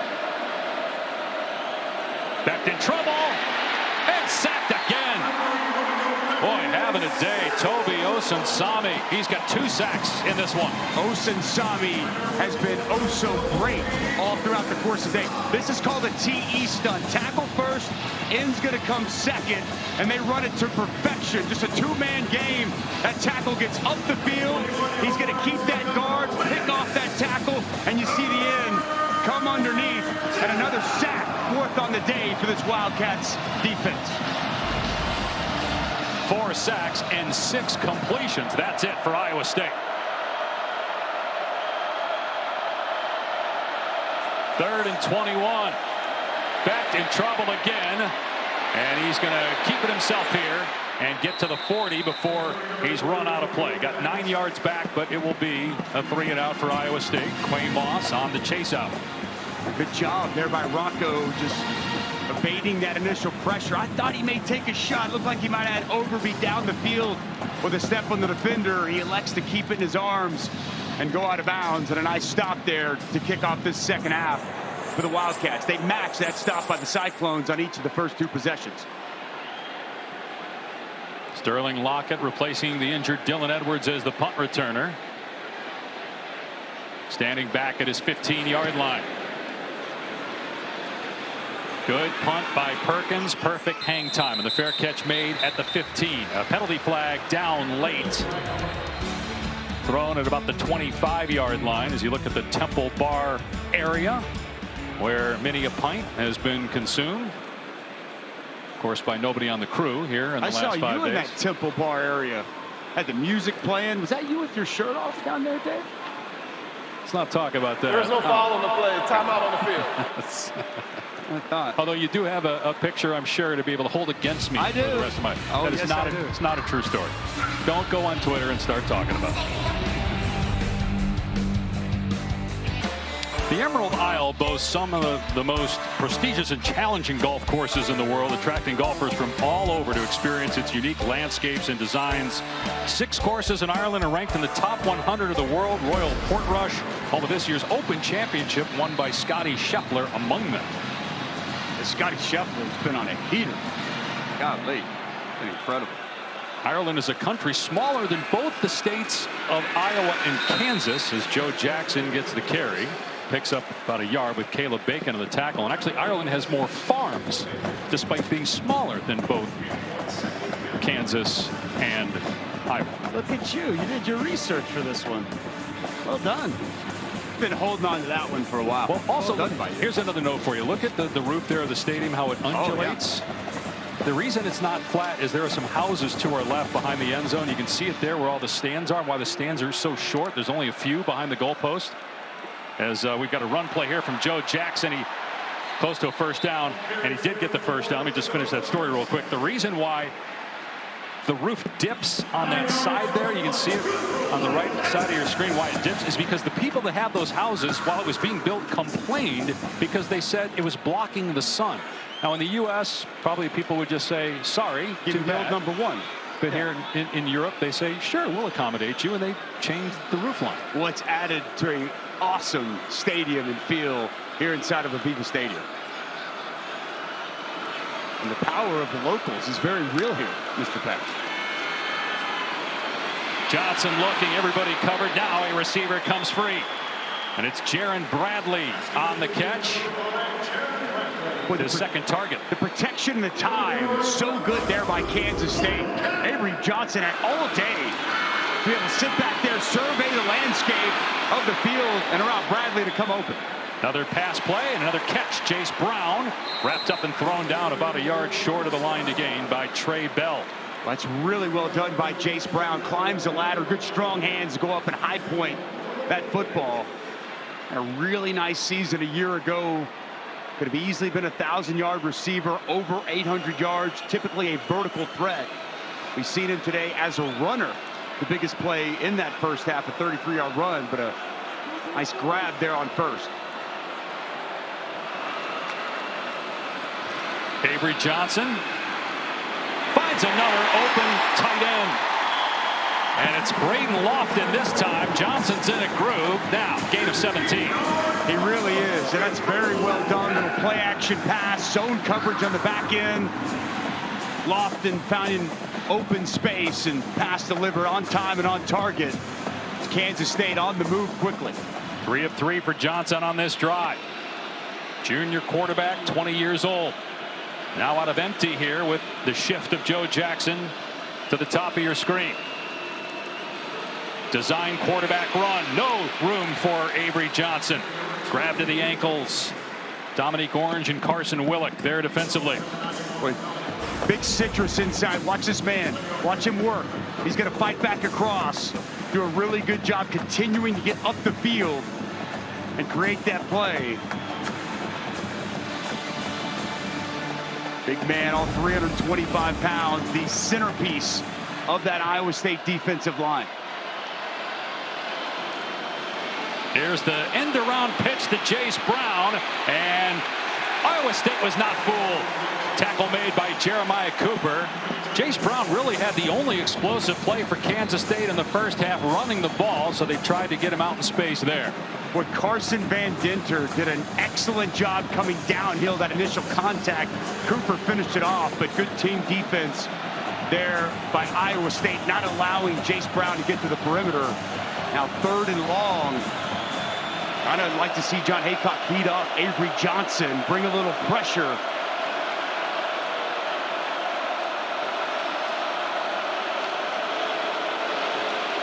Johnson throws complete, and an excellent open field tackle. The helmet came off for Marcus Neal, but even if he has to sit out, it's 4th down. It was Oakley on the catch. It'll be about a 50-yard field goal try from here. I think they got to go. 4th and 8? Yeah, I think they got to go. I think they were hoping. That's a really good open field tackle by Marcus Neal. I think they were hopeful that Oakley would be able to break that tackle, get a few more yards, but too far for Rodriguez, and big 4th down here early in this second half.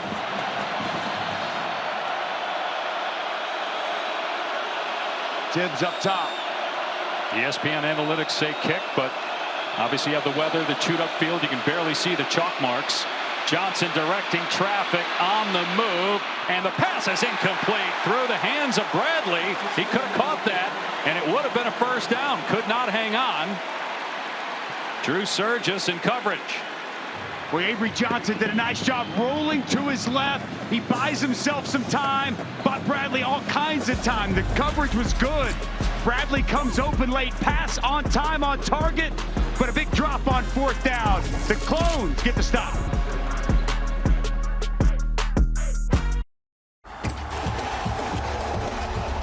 Let's go! And we're coming to City. You couldn't ask for a better setting. When you think Lee Corso, you think college football. Like Dick Vitale, what he means for college basketball, Lee Corso, same thing. When you think of ESPN and its genesis, Lee Corso, a big part of not just game day, but how about calling the first game in Ireland back in 1988 with Roger Twybull? They watched Mike Sanders' 53-yard touchdown run and a Boston College 38-24 win. Looks just as good here in 2025. Well done. What a career for the great Lee Corso. College game day, his finale next weekend with Sama picking up 2 or 3 on first down. It's pretty quite remarkable, Dave, the impact Lee Corso has had on so many college football fans and the sport in general. He has helped elevate this sport. As a kid growing up, going and watching College game day to see who Corso's was, which headgear he's going to put on, and watching him and Herbie since I was a kid up at the college, and it's been incredible. One of one, true legend of college football, one of the all-time greats to ever do it anywhere, and we say farewell to him next week. Should be a great scene in Columbus. Texas #1 in the country for the first time ever. Back sidearms that complete, and Xavier Townsend has a first down to the 45. Townsend's first catch as a Cyclone, a transfer from UCF. Check that, Eli Green on the catch. Skip all that. Good concentration by Eli Green. Kansas State brought a pressure. Rocco Becht held firm in the pocket, and he found his target. From the 45-yard line. Becht now with 7 completions, 88 yards. Abu Sama off left tackle. Squeezes through a hole for minimal gain. Austin Romaine on the takedown, the leading tackler last year and second-team All-Big 12 performer for Kansas State. Rocco Becht was nails on that touchdown drive, Dave. 3 for 3, was flawless. Outside of that, the struggles have been real. Not all on him. There's been a couple of drops, some routes that weren't run quite clean because of the surface, but this passing game, they've had their struggles outside of that 1 touchdown drive.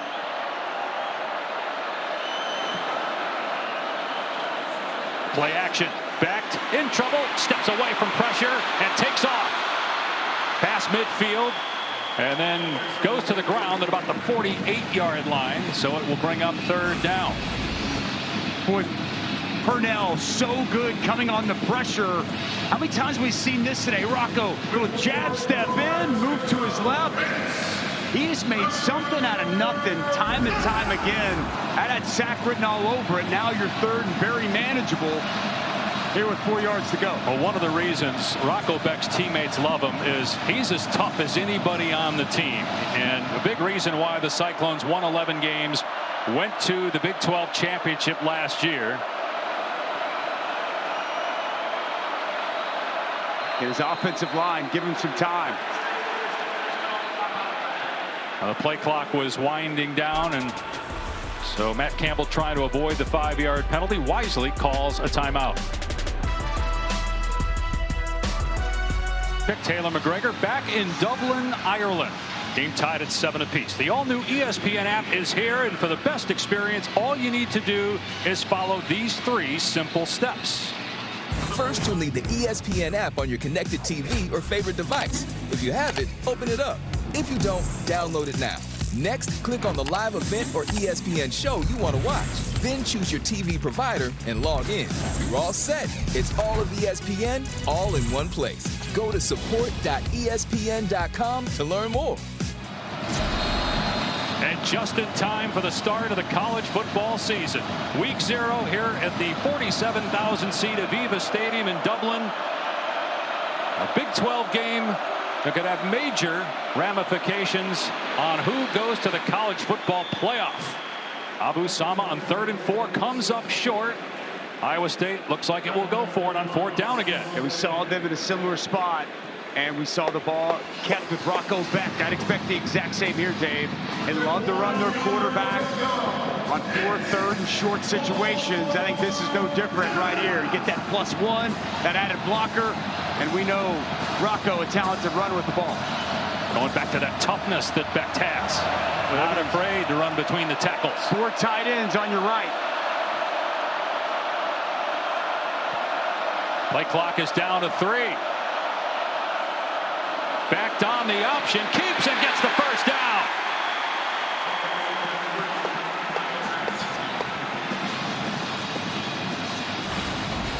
So they go tight into the field. They're going to run this to the boundary. They play off of VJ Payne so well. Watch Rocco Beck run this option. He waits on VJ Payne. He's trying to feather it. He gets one step outside. Rocco puts his foot and gets downhill and moves the chains for a big first down. Rocco's parents, including Anthony Becht, former first-round pick of the Jets, spent more than a decade playing for multiple teams in the NFL. Now live in the Tampa area. Abu Sama on the cutback, finds some running room. Remember 2 years ago, he tore up Kansas State for 276 yards and 4 touchdowns. Like the patience on that run, allow those blocks to set up. Took a while, and then finally, as that hole started to open up, got north and south, and a really quality pickup on first down. We haven't seen a lot of quality running with the running backs throughout the course of this game. Well done on first. And it's interesting, Abu Sama has been the bell cow. He's got double the carries of Carson Hansen so far in this game. Hansen had most of those carries early on. Iowa State on the move. Sama again, and he picks up the first down, getting the edge off the right side down to the 28-yard line for 7 more yards. Good block, the right tackle. Tyler Miller got just enough of Jordan Allen to allow Sama to get to that perimeter, get to that edge. All of a sudden now, Iowa State really starting to put together a nice drive. Only had 1 field goal attempt, and that was by Iowa State, and it was missed from 49 yards. Slippery field throughout the day because of rain throughout the day here in Dublin. Direct snap to Sama, runs straight ahead, gets upended at the 25-yard line by Obi Izor. Full backside guard, bring Burkle, the tight end in front. Really just a direct snap counter to Sama. Shows that good patience once again. Wasn't much there initially, but after about a 2 count, we're seeing this Iowa State offensive line on this drive get more movement, a little more push than we've seen throughout the course of this ball game. 10th play of the drive, only 1 pass play, maybe 2, as Becht throws it towards the goal line. It was caught but incomplete. Out of bounds was Burkle, but what a catch as he hit the pylon. The ball arrived. Well, this was close, Dave. What concentration here by Burkle. Let's watch his foot. Where's the foot at? Foot's in. Oh, he's in. But he bobbled it, so I don't know. By the time, yeah, it's incomplete. His foot's in. He didn't catch it. He's got to catch it clean here with his foot in. I'm looking at the right foot. And now he bobbled. Yep. Didn't have it at the end. Didn't secure it all the way through the catch. I was looking at that right foot, which was in bounds, but would have been a heck of a play. Now it's 3rd and 7. Back, hoisted deep into the end zone. Caught in bounds. Touchdown, Brett Eskelsen. And Iowa State has the lead.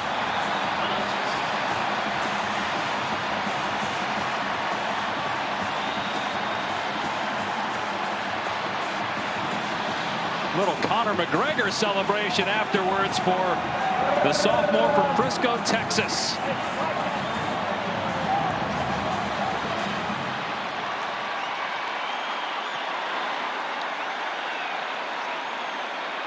Conrady on for the extra point. What a drive by Rocco Becht.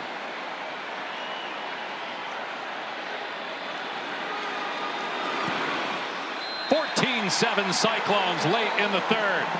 First 3rd down pass completion of the game for Becht, and it's a score. Well, protection's been a problem all game, and they're going to dial it up. Vanderman's going to bring another pressure. Watch the offensive line go to work here. They're going to set up a good, clean pocket, pick up that pressure, allow the time. Now, what happens down the field? Eskelsen with a picture-perfect route. Watch the route. He's going to freeze the corner. Corner's going to freeze, and he's going to come wide open. And another dime delivered by Rocco Becht. The route freezes that corner. McIntosh, he gets flat-footed. He bites on that initial slant, and then as soon as Eskelsen clears him, ball delivered perfectly. Good concentration through the catch, and the Cyclones back on the board here in the 2nd half. Loving it in Ames. some 4,000 miles from where we are here in Dublin, Ireland. First touchdown for Brett Eskilsson in his young career. He's wearing Jaden Higgins' number 9. Higgins was a star with Iowa State. Both he and Jalen Knoll drafted in the 2nd and 3rd rounds of this past draft by the Houston Texans. So Iowa State trying to replace 2 legends. And Eskilsson just gave his team its first lead since the opening quarter. This will be a touchback, so let's hear from Taylor McGregor down on the field. Well, if you're just turning into this game and you're wondering why you can barely see the lines on this field, it's because it's been raining on and off all evening. It was so bad on the sideline going into the half that both teams requested that the lines were repainted on the field. So this was them at the half painting the lines back on so you could see the end zone and you could better see both sidelines. But still, Taylor, even with that, it's really hard to see most of the field, especially near midfield. Now the hash marks are almost invisible. We'll see what kind of a challenge that is down the stretch for these 2 teams. Kansas State starts on its 25. And Joe Jackson replacing the injured Dylan Edwards, hand fighting on the sideline, wrestled to the ground after a pickup of 2 by Carson Van Dinter, a walk-on. There's a flag down in the backfield. It's going to be a hold on Kansas State here, Dave.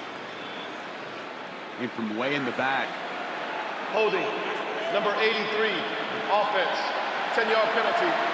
First down. That's the 5th penalty on Kansas State, just 1 on Iowa State, and that is no surprise. Iowa State led the country in fewest penalty yards a year ago, and that will back up the Wildcats to their 15-yard line.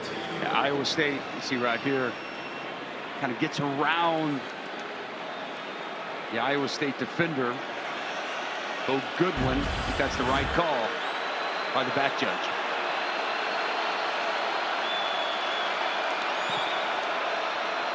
Johnson, nice catch made by Jace Brown. He picks up about 17. That pass a little behind the receiver, but Brown, a big play guy, able to get closer to the line to gain. Boy, middle of the field open for Jace Brown, and good tackle in the open field. Jace Brown is electric. Great vertical speed, a walking big play. He had 25 catches of 20 or more yards a year ago, and a nice play on 1st and 20. Perhaps the final play of the quarter. Play action pass. Johnson setting up, climbing the pocket, and a wide open tight end Oakley into Iowa State territory. Tackled at the 44-yard line. This is the end of the 3rd quarter. For a gain of 22, and Kansas State will start the 4th quarter in Iowa State territory, trailing the Cyclones by 7. The Big 12 opener. The college football season opener here in Dublin, Ireland. 3 in the books, 1 quarter to go. Coach, your offense has some rhythm. What will it take for them to get into the end zone? Well, we need to finish this drive. We're moving the ball, and then we're kind of having some self-inflicted wounds, which you can't have against a really good football team. So we got to remain calm and get a good drive here and see if we can get this thing tied up. And then, you know, Rocco Beck's a hell of a football player, and we've got to do some good jobs in coverage because we're stopping the run, but we're just struggling against some of their big receivers. Thank you, Coach. Dave? Well, Taylor, last year, 4 fourth-quarter comeback wins for Kansas State, 2nd most behind Illinois. Avery Johnson, 7 for his last 9. Going downtown for Jace Brown. Incomplete. Brown could not hang on.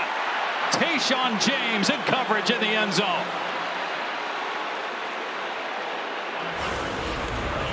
Boy, how about this by Tayshaun James? He's bigger safety running with the speedster Brown. Stays stride for stride, no interference, gets that left hand up, right in the way, a little deflection on the pass. That's extremely, extremely well done by the Oklahoma City product, Tayshaun James. Has a fumble recovery in this game as well. Another pass play. Johnson hits Jerron Tibbs, fighting for yardage.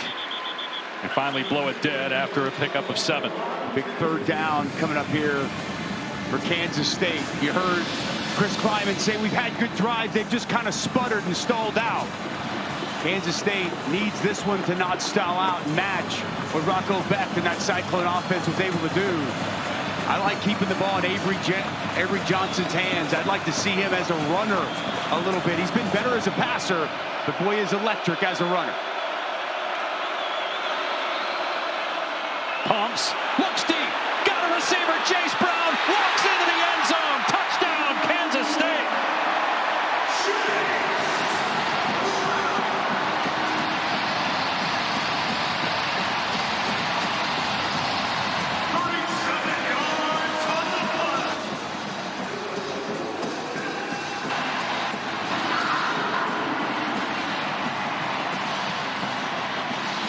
Point after away from tying the game after the 37-yard touchdown pass for Avery Johnson, his first of 2025 after a school record 25 touchdown passes a year ago.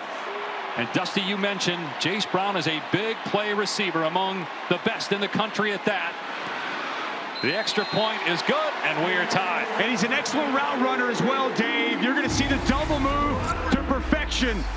Van Denner is going to get caught up. He's going to stutter here, and it's going to be like stealing. Avery Johnson hits him with the pump. Safety bites, and it's a walk-in touchdown. We are tied here in Dublin. It feels like Armageddon with this rivalry. Who's going to win it down the stretch? Manhattan like what they're seeing right now. Immerse yourself in the vibrant culture of Ireland, where traditional music, dance, and storytelling come alive. Explore ancient ruins, visit museums and galleries showcasing Ireland's rich history and heritage, and savor the flavors of authentic Irish cuisine. Just a beautiful country. We've had a great week here in Dublin, and like last year's nail-biter between Georgia Tech and Florida State, a close game here in the fourth quarter between Big 12 rivals Iowa State and Kansas State. The Wildcats just tied it up now, kicking deep to Flora. He'll field it on his 6-yard line. And Flora has some room straight ahead, but then gets planted at the 26-yard line. Well, Kansas State has a new play caller this year in former Texas Tech head coach Matt Wells. He's on the staff second year, but first year calling plays. You see him to the right there of Avery Johnson on the bench. Coach Wells is awesome, and I know he's been very excited about this opportunity. He hasn't called plays since he was at Utah State as the head coach before he hired Josh Heupel to come in as his offensive coordinator. He had some excitement, some giddiness, but he even told me that it's different to be on the headset and game planning all week than being in there making the calls in the game. His first time back making the calls. What a big time call that was for the touchdown pass. Ball on the ground again. Beck picks it up cleanly and fires complete. Well done to Eli Green. Let's check in with Taylor McGregor. And I can tell you, Matt Wells and Avery Johnson have been communicating the entire game, sitting side by side the entire game, just like we're seeing right now. And you can see a note card that Matt Wells has. It says notes of the game, and after every series they'll go over things that Johnson did like, he didn't like, and just before that last series he told Chase Brown they were coming for him. Meanwhile, the play calling for Iowa State by Taylor Mauser, second-year offensive coordinator, pretty good on this drive. Big play on the ground for Carson Hansen near midfield. Great report there, Taylor, and I love that shot of that card. But to your point, Dave, Taylor Mauser's taking no back seat whatsoever. We haven't seen or heard from Carson Hansen in a while. What a nice, explosive run that was.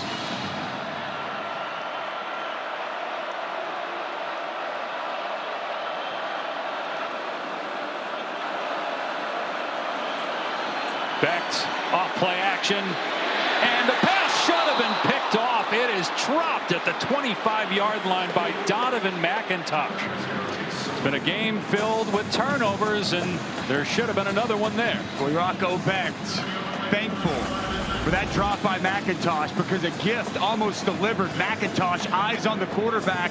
This ball thrown right to him as he works back to the football, just unable to come up with the interception. I wonder if that's on the receivers, Dusty. You got a lot of guys who have not played before for Iowa State at that position. First game of the year, obviously. Carson Hansen with room, and he's got a first down inside the 40-yard line to the 36. Hansen starting to heat up. 15 yards on the ground. How about Jim Boniface, the center? Watch him get up to the second level. Watch him work up. Really does a nice job opening up this hole. Works through the nose tackle And a good cutback there by Carson Hansen. Now, give Jim Boniface a lot of credit. Back in 2023, started every game as a center, was a backup last year, now getting another opportunity to start. And a good job opening that hole and another first down run. Hansen up the gut one more time. 8 more yards for a player that Matt Campbell told us is poised for a breakout year. This after scoring 13 touchdowns a year ago for Iowa State. I love what I'm seeing through this offensive line. Really good job inside, some combo blocks. Saw the right guard, Brendan Black, pull around. The second half, we've seen Iowa State more committed to running the football. It's paying dividends on this drive. It was Sama in the third quarter. It's Hansen in the fourth quarter. We did not see much of Hansen since the first period. But on a roll right now, picking up another first down for Iowa State on the ground. They're starting to lean on that K-State defense. A gain of 7. They'll move the sticks down to the 21 early in the fourth in a tie game. Just so much movement on the right side. It's Brendan Black. How about the redshirt freshman Cooper Alexander getting those tight ends involved? He's getting good push. Just mushing that front of Kansas State.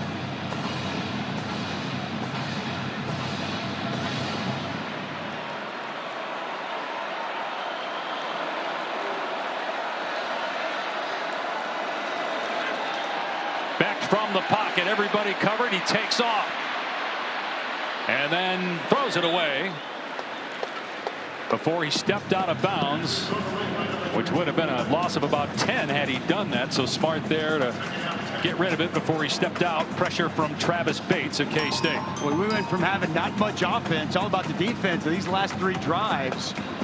2 in a row for Iowa State, moving the football well with regularity. Kansas State off their touchdown drive. Maybe as this game's gone on, the opener, offense is starting to get a little bit better feel for the conditions, the field, and starting to click here in the fourth. Still overcast, but no rain right now. Abu Sama with blockers in front, inside the 30 and banged out a play at about the 27-yard line by true freshman Logan Bartley. Third down coming up. That's a big third down, as Iowa State has had their struggles, just 2 of 10 throughout the course of this ball game. We've seen Kansas State dial up quite a few pressures here on third down, and they protect and give Rocco the time that he needs. There's the pressure coming. Romaine showing blitz, check, protection. As Kansas State call it off. Oh, they're coming. It's picked up though. Beck throws through the hands of Sowell. It would have been likely a first down. It was at the 10-yard line. Instead, the ball hits the dirt, and here comes the field goal team to try to give Iowa State the lead. Was Sowell was really talked about, the East Carolina transfer. He comes out of that break, he's wide open. He just never really had good footing, Dave. You expect him to be able to come down with that catch. He's open, ball delivered in his vicinity, unable to bring it in. A 34-yard field goal try. Kyle Conrarty.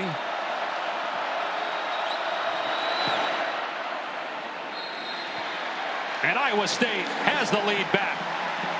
Conrarty missed a 49-yarder in the first half, but is good here from 34. The Cyclones with 10 minutes to go. Lead in Dublin by 3.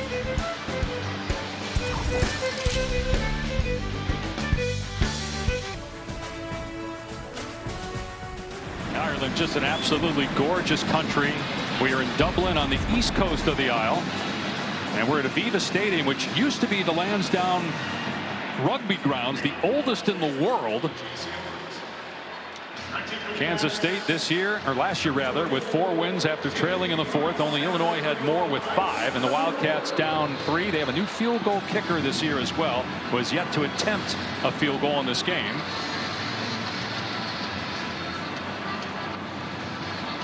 Chase T. Gilbert will kick it deep to Bryce Nornberg. College football opener, Big 12 opener. Nornberg across the 10 and goes high in the air before he is upended at the 21-yard line by Caden Cook. You want hard hits? How about the Street Profits, the WWE Triple Crown Tag Team Champions? They wrestled in Dublin on SmackDown last night. And our first WWE event on ESPN Unlimited is WrestlePalooza, Saturday, September 20th. When you were done in the NFL, wasn't that a potential career move for you? It was talked about. Jim Ross, a good friend of mine, he was still very involved in the WWE, but I wanted one day to aspire to work with Dave Pasch. And here we are. Pass is a little behind Jace Brown, and he could not make the catch. Jamison Patton there to help out by knocking the ball loose. They made me cut my hair to work with you. I could have kept the long mane in the WWE. I mean, Avery Johnson would certainly be appreciative of you kept the long blonde hair. When we met with him yesterday, I think both you and I, we had hair envy of what Avery Johnson had going on. Well, I have none. Yours used to look like his. Johnson 18 of 27, a touchdown. He also has a rushing score. He'll keep it. Cuts upfield. There's a flag down. Johnson is loose. First down, but looks like it's going to be holding, thrown at the feet of an offensive lineman. It's going to be John Pastore. Holding, number 78, offense. 10-yard penalty, second down. And Chris Kleiman is, you read lips, does not like the call. Pastore here going to be working on the outside. Take a good look. That left hand a little bit outside. Did he get a hold? They go to the ground. I didn't think it was egregious, but given the way the defensive lineman kind of got hurled to the ground, it's going to draw the flag. Sixth penalty on Kansas State. Still one on Iowa State. Now it's 2nd and 20 from the K-State 11-yard line.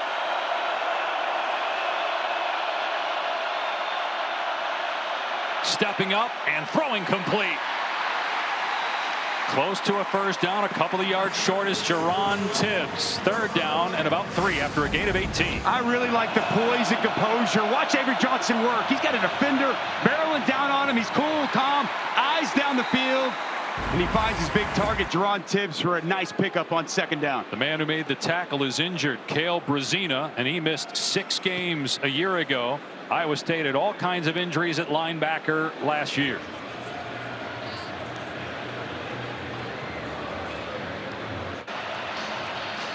A huge development with a new rule this year in college football. If the ball is spotted and then a player on the defense is injured, it's a timeout. And now Iowa State is down to 1 timeout because of that. If that happens and there are no timeouts, it's a 5-yard penalty that was put in place to keep people from faking injuries. And on the 3rd down pass, it's caught by Oakley, but well short of the first down by Willick, bringing up 4th down from the K-State 30-yard line, and the offense is staying out there. Well, this is surprising. This is very surprising here. I would have thought that if you don't get it there, punt team's on the field, you're on your own 29-yard line, and Chris Kleiman isn't blinking. Wow. See if they try to draw Iowa State offside and not snap it. Avery Johnson's an excellent runner. They do snap it to him. He will keep it. And it is close. He got drilled right at the line to gain by Jamison Patton. Iowa State is signaling that it's Cyclones ball. They got to put the ball down first. Well, you got a rough spot. That's short. Spot short. It's a turnover on downs, and Iowa State takes over at the K-State 30. Wow, what a call by Chris Kleiman. They're going quarterback sweep. And as you mentioned, Avery Johnson, he gets just walloped. Absolutely belted. And the mark short of the line to gain. Take a look at this. Just quarterback sweep, pull front side, guard and tackle. Tough to tell from that angle. Boy, I agree with you on the spot. I thought he was a little further upfield. He fell forward. Although it's where the ball is, not his body. Boy, I'm going to tell you what, Jamison Patton comes up and lowers the boom. Ooh, Matt Austin, our rules expert. Matt, I don't know if you had a different look at it. Your thoughts on whether this was the right call on the field? Well, I think replay has actually stopped the game to review the spot. although I haven't really seen a view of theirs which would lead me to overturn the call. But it looks like they are going to take a look at it. It's extremely close, and unless you've got a shot right down the line, it's extremely difficult to make a ruling that other than what was on the field. Matt, while we have you, I want to go back to the call against Iowa State that cost them the timeout. I know that's put in place, that new rule to keep players from faking injuries. You got to live with that, right? Because it looked like Cale Brazina really was injured on that play. Yeah, I agree with you. It was very unfortunate that he actually was hurt, and it was very, very close. Replay was taking a look at it. It is reviewable. Replay can decide if the ball was down before he went to the ground. He was definitely limping before that. If an official had seen that, I wouldn't have been surprised if they would have given the timeout back due to the fact that he was actually injured. Yeah, good stuff, Matt. We'll see if that comes back to haunt Iowa State. Right now, they've got the ball. That's right. At K-State's third. That'll be a rule we talk about all throughout the year in college football. It's the first time we've seen it play out, so we need to make sure we explain it. But right now, the question is this a first down? This is a game-changing play right now. It's either first down Kansas State or Iowa State's going to get the ball on the 30-yard line. You're not going to be able to tell from this side. Well, the question also I have, Dusty, is was his ankle, his shin down, and that's why they spotted it where they did. Watch his shin, his right leg there, and his knee. I mean, you're looking at it, but you can't see the ball. I know. I just don't know if you're going to have indisputable evidence that's going to reverse this call. But I still, that initial spot, it looked a little bit short. Did he make it all the way to 31? After review, the ruling on the field is upheld. The runner was short of the line to gain. First down, Iowa State. So gone are the terms of whether it stands or confirmed. It's just upheld now. And so I think because you could not see the ball, impossible to overturn that via replay. Well, who am I to question Chris Kleiman? He clearly came. He's been very aggressive all throughout the course of this ball game on fourth down. But, man, from your own 29, down 3. He trusts his defense, clearly. He trusts his defense, and he trusts his quarterback. They put the ball in Avery Johnson's hand, and that was just a great play by Jamison Patton, the safety, coming up and putting that lick on Avery Johnson. Carson Hansen is the running back. Boy, he looks fresh. Did not see him much in the second and third quarters. They'll run him here. Grabbed at the line of scrimmage, but able to break that arm tackle and pick up a couple of yards. Gabe Powers coming downhill to make that play. What can Iowa State do with the big stop from their defense? Same as a turnover. Iowa State's defense getting their offensive ball back in prime real estate. And you asked during one of the breaks, is this why we didn't see Carson Hansen to keep him fresh for the fourth quarter? Because right now they have not been able to tackle him, even if they hit him at the line of scrimmage. Back to throw, down the seam, it's caught by Bramer inside the 10. It'll be first and goal for Iowa State at the Kansas State 7. Well, he's 6'7". He's such a big target. One of these multiple tight ends that Iowa State loves to use. He clears that second level linebacker in zone coverage, and a strike from Rocco Beck. Back to Hansen. And he's bottled up after a gain of 1. Boy, just a really nice job. Go back to that pass. Here, watch Bramer. A nice job with the route. As soon as he clears those linebackers, bam, he's that big target, easy throw for Rocco Beck. Carson Hansen, it's been a difference here in this quarter. 6 carries, 48 yards, carrying the load for this offense. Rocco Beck's had the hot hand. It's checked empty. Beck will keep it himself inside the 5, into the end zone. Touchdown, Iowa State.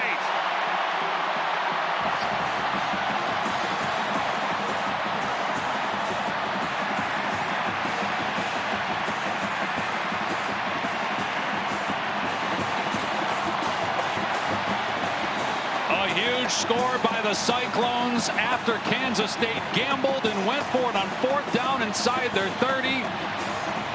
The Cyclones take advantage, and we have our first 2-score lead here in Dublin.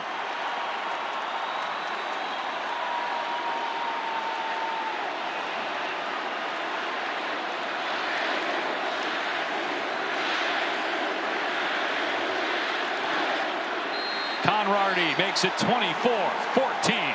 Iowa State, 6:38 to play. Well, it started with the 4th down stop. Jamison Patton flying downhill to make a play on 4th down. Avery Johnson gonna run a quarterback sweep, and it's Patton. Boom! Comes down and gets the stop. And Roscoff, you're gonna see a great job here and right here by the right tackle, Tyler Miller. Run that fullback, H-back in motion. Your right tackle with a nice block getting up to the linebacker, Desmond Purnell. And it's Rocco Beck making a cut, finding the end zone, and giving Iowa State a 2-score lead here in Dublin. And Anthony Beck, longtime NFL tight end, watching his son proudly, the junior quarterback, Wesley Chapel, Florida. Captain of this Iowa State team. Big 12 Freshman of the Year 2 years ago. Honorable mention all Big 12 last year. He's accounted for 3 scores. That one on the ground and 2 through the air. Plenty of time though for Kansas State. 6:38 on the clock, down 10, and they have an excellent quarterback in Avery Johnson. Nornberg on the short kickoff. Gets tripped up. That slowed him down, and he's tackled at the 35-yard line. Quentin Taylor Jr. got enough of the return man, and Avery Johnson will look to do what he did 4 times last year, get a come from behind win. Dave Pasch, Dusty Dvorak, Taylor McGregor here in Dublin, along with Matt Austin, our rules expert. On the 10th ever game in Ireland, the first for the Big 12 and the first ever for ranked teams. North Carolina TCU will play here next year. They'll meet Monday night. ESPN, week from Monday. Bill Belichick's debut at North Carolina. Johnson off play action, moving left, throws it deep, got a man wide open. Wow, Jaron Bradley gets behind the defense and scores. Touchdown, Kansas State. What a response.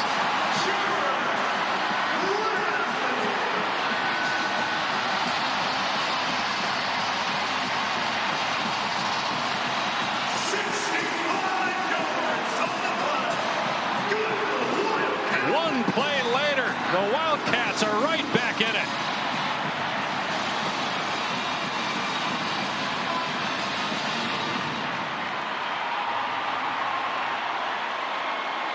And like Rocco Beck, Avery Johnson now with 2 passing touchdowns and a rushing score. Luis Rodriguez, first-year kicker for K-State, puts it through, and it's a 3-point game again. Well, the redshirt freshman, Cummings Coleman, the staff told us he's been excellent, and we're going to see a lot of him. He's going to be playing the safety position.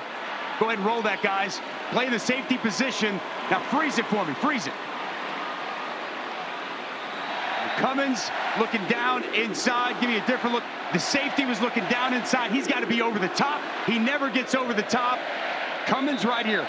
He's got to get over the top of this. His vision is down inside on Jace Brown, and nobody runs with the vertical from Bradley. Safety's got to get over the top here. His vision gets back inside to Jace Brown. Nobody over the top, and it's a walk-in touchdown for Kansas State. Bradley spent last year at Boston College, was at Texas Tech for 3 years. And we expected big things from the big receiver today, but he had been quiet until that 65-yard touchdown. He had just 2 catches for 10 yards prior. And the fans in Manhattan know their team is right back in this one with 6:23 to go. Another short kickoff, and Flores got it.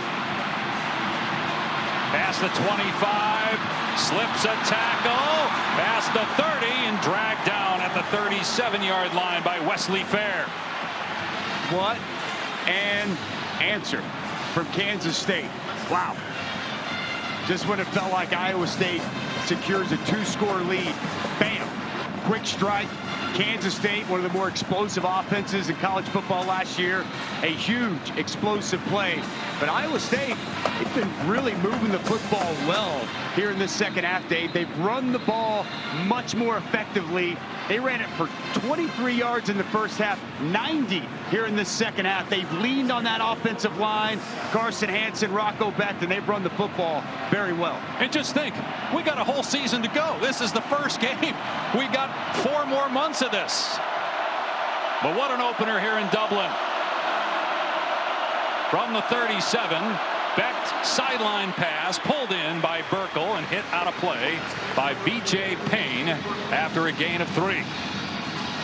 These teams, it's always close when you put Iowa State and Kansas State on the football field. It don't matter if it's in Manhattan, it's in Ames, or it's across the pond in Dublin, Ireland.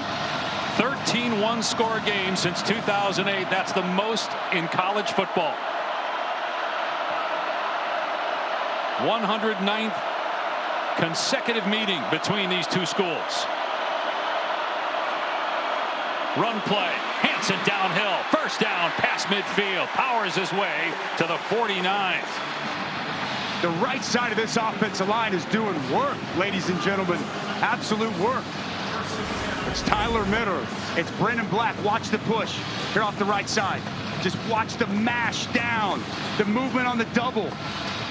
Burkle getting just enough of that second level. And Dave, Carson Hansen looks like a different player here in this second half. He is running with a purpose. He is running with fresh legs. And his presence has been felt mightily in this final frame. Masterful job by Matt Campbell and company, how they've used both their backs today, Hansen and Samu. Hansen again wrestled to the ground after a pickup of 2. Diving over the top that time was Gabe Powers. Inside 5 minutes to go here in the 4th quarter in Ireland.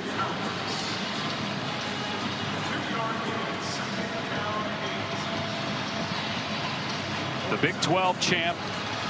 The last 5 years decided 5 different winners. Arizona State won it last year. There was a 4-way tie. ASU, Iowa State, BYU, Colorado, Iowa State, and Arizona State played in the Big 12 championship. The Sun Devils won. Iowa State trying to get back there. A win today would certainly go a long way to determine who plays on December 6th. Another sideline throw that's caught. It's Eskilsson, who's hurt earlier on the touchdown catch, but he's back on the field and makes the catch. Comes up just short, though. 3rd down. Well, great to see Eskilsson back on the field. We hadn't really seen much of him since the touchdown catch earlier this half. Well, we've seen Rocco Becht's number called so many times, but really it's open playbook. The way Carson Hansen's running or Rocco Becht. Taylor Mauser's going to keep this on the ground. Heavy set, 4 tight ends in the game.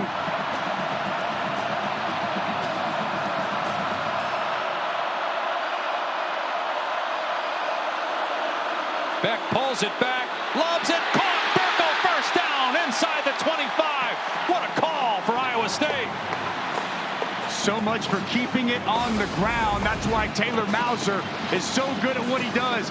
He's going to fake, and then he's just going to sneak out. Great job by Rocco, selling the play action. Burkle sells it so well, stock blocks, sheds, releases, comes wide open, and a great find. What a play call by Taylor Mauser. That is trust in a veteran quarterback in that spot and executing to perfection. Iowa State by 3, inside 3 to play. Ball on the 23 of Kansas State. Play clock down to 3. Hansen running to the right. And then he gets mauled. Gabe Powers in there along with Cody Stufflebean, a team captain. Clock stopped at 2:39 as it appears Kansas State has called a timeout. That will leave the Wildcats with 2. They got 2 and the 2-minute. Right. Year 2 of that new rule in college football. In each half, get an extra stoppage like the NFL with a 2-minute warning.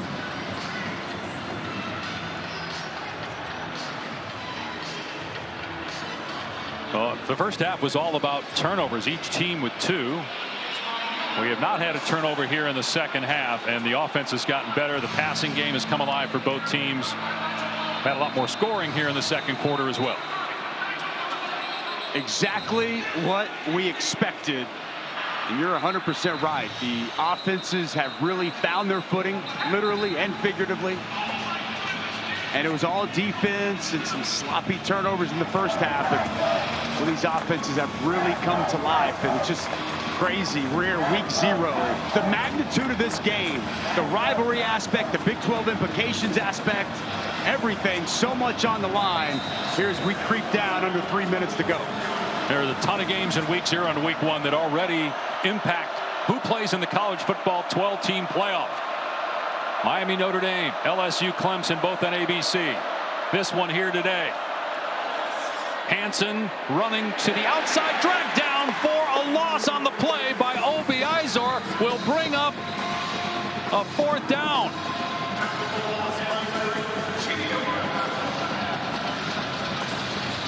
Check that 3rd down, excuse me, 3rd down and 10 here for Iowa State. Got to go a little misdirection. Watch Obi Izor get up, set this edge, and not allow Carson Hansen to get outside. Really good job working off that block of Brennan Black. Work outside. Great effort to the football. A huge 3rd down coming up. Eskelson has been a target we've seen here throughout the course of today from Rocco Becht.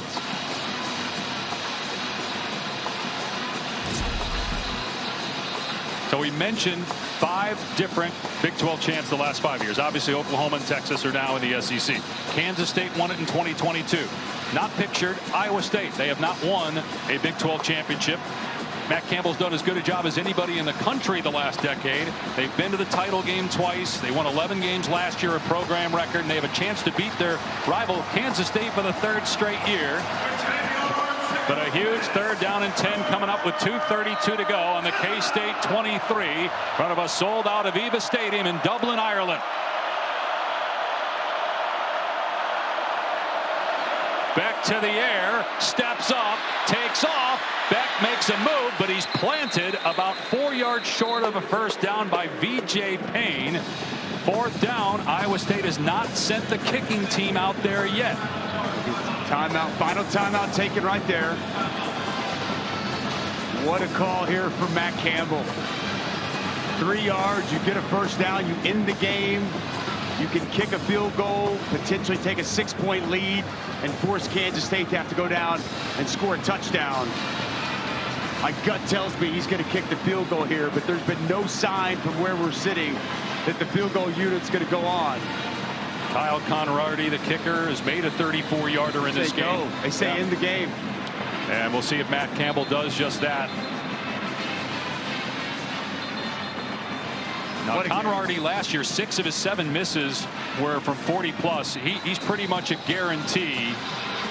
Hard to say that about any college kicker, but he's as close to it as there is. It would be about a 34-yarder again here to make it a 6-point lead. But then you risk losing the game, obviously, with Kansas State needing a touchdown and an extra point then. And it's a long 3 now. I mean, it's pretty much 4. And the offense coming out of the field, they're trusting Rocco Becht to get a 1st down. And if they can get these 3.5-ish yards, they'll secure, for the most part, a huge victory here in Dublin. Right. The only other stoppage would be the 2-minute timeout. K-State out of timeouts. 4th down and 3.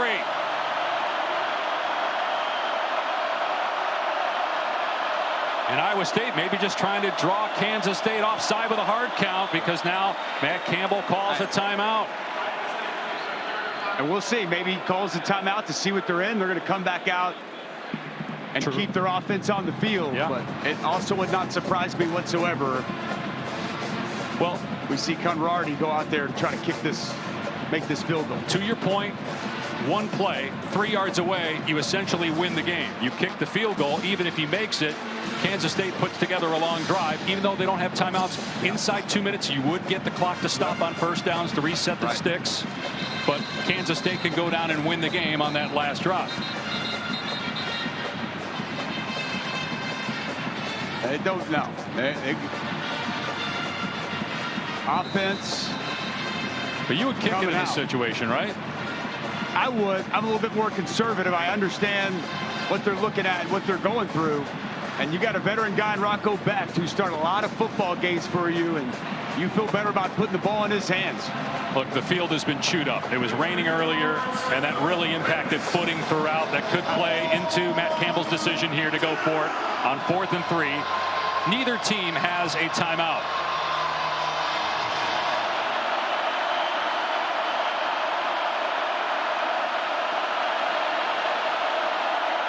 K-State acting as if it's going to bring pressure, and here they come against Beck, who lobs it, caught. Hansen got the first down. Hansen still going, dives, he's down, but he got the ball across. Touchdown, Iowa State.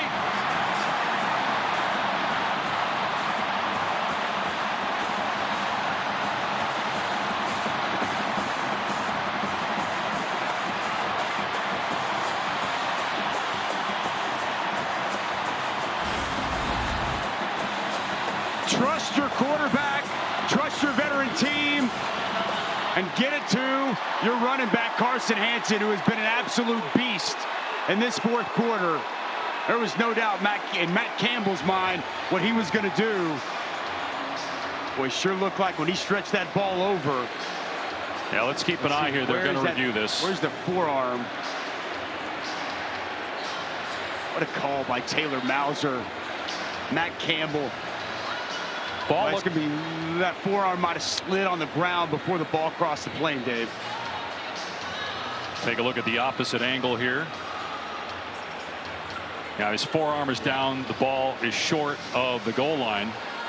But at this point, that may actually help Iowa State in a way, I guess. I mean, if you either way, you're in good shape. You score, you're up 2 scores, but you have a chance. I think they're in good shape. Just take more time off the clock. That's right. Take the clock all the way down after the 2-minute timeout if you want.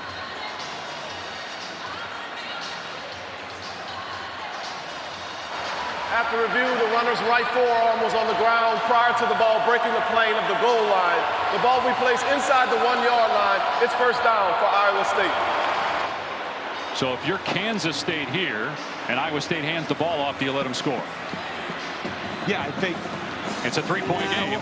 A 3-point game, but you don't have any timeouts except the 2-minute timeout. You don't, but you trust your defense to get 3 straight stops. There's going to be some time. I mean, if you start doing the math, 40 and 40, there'll be a little bit of time left once you got to 4th down.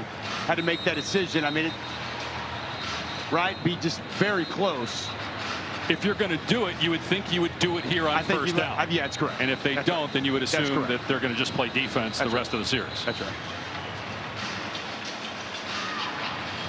Matt Campbell's thinking about that too, as they're trying to figure out how we handle this. 100%.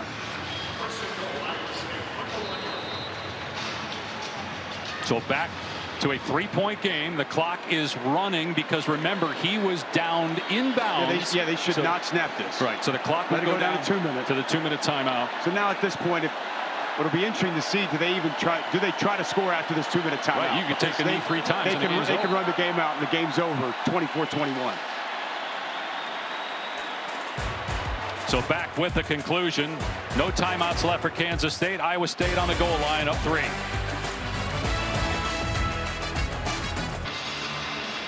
Kansas State cannot stop the clock. Iowa State on the goal line, up 3. They're 3 knees away from ending this game. You got a 40-second play clock, and they are in victory formation right now. That's got to be the strategy, right? I mean, you take 3 knees, you walk out of here with a huge, huge opening game victory. They fumbled the ball on the K-State 1 in the first quarter of the game and turned it over. That may have played a role in the decision here to just take a knee in the game. Now Matt rather Campbell, than try to punch it in and risk turning it over. 5 of 6 against Kansas State.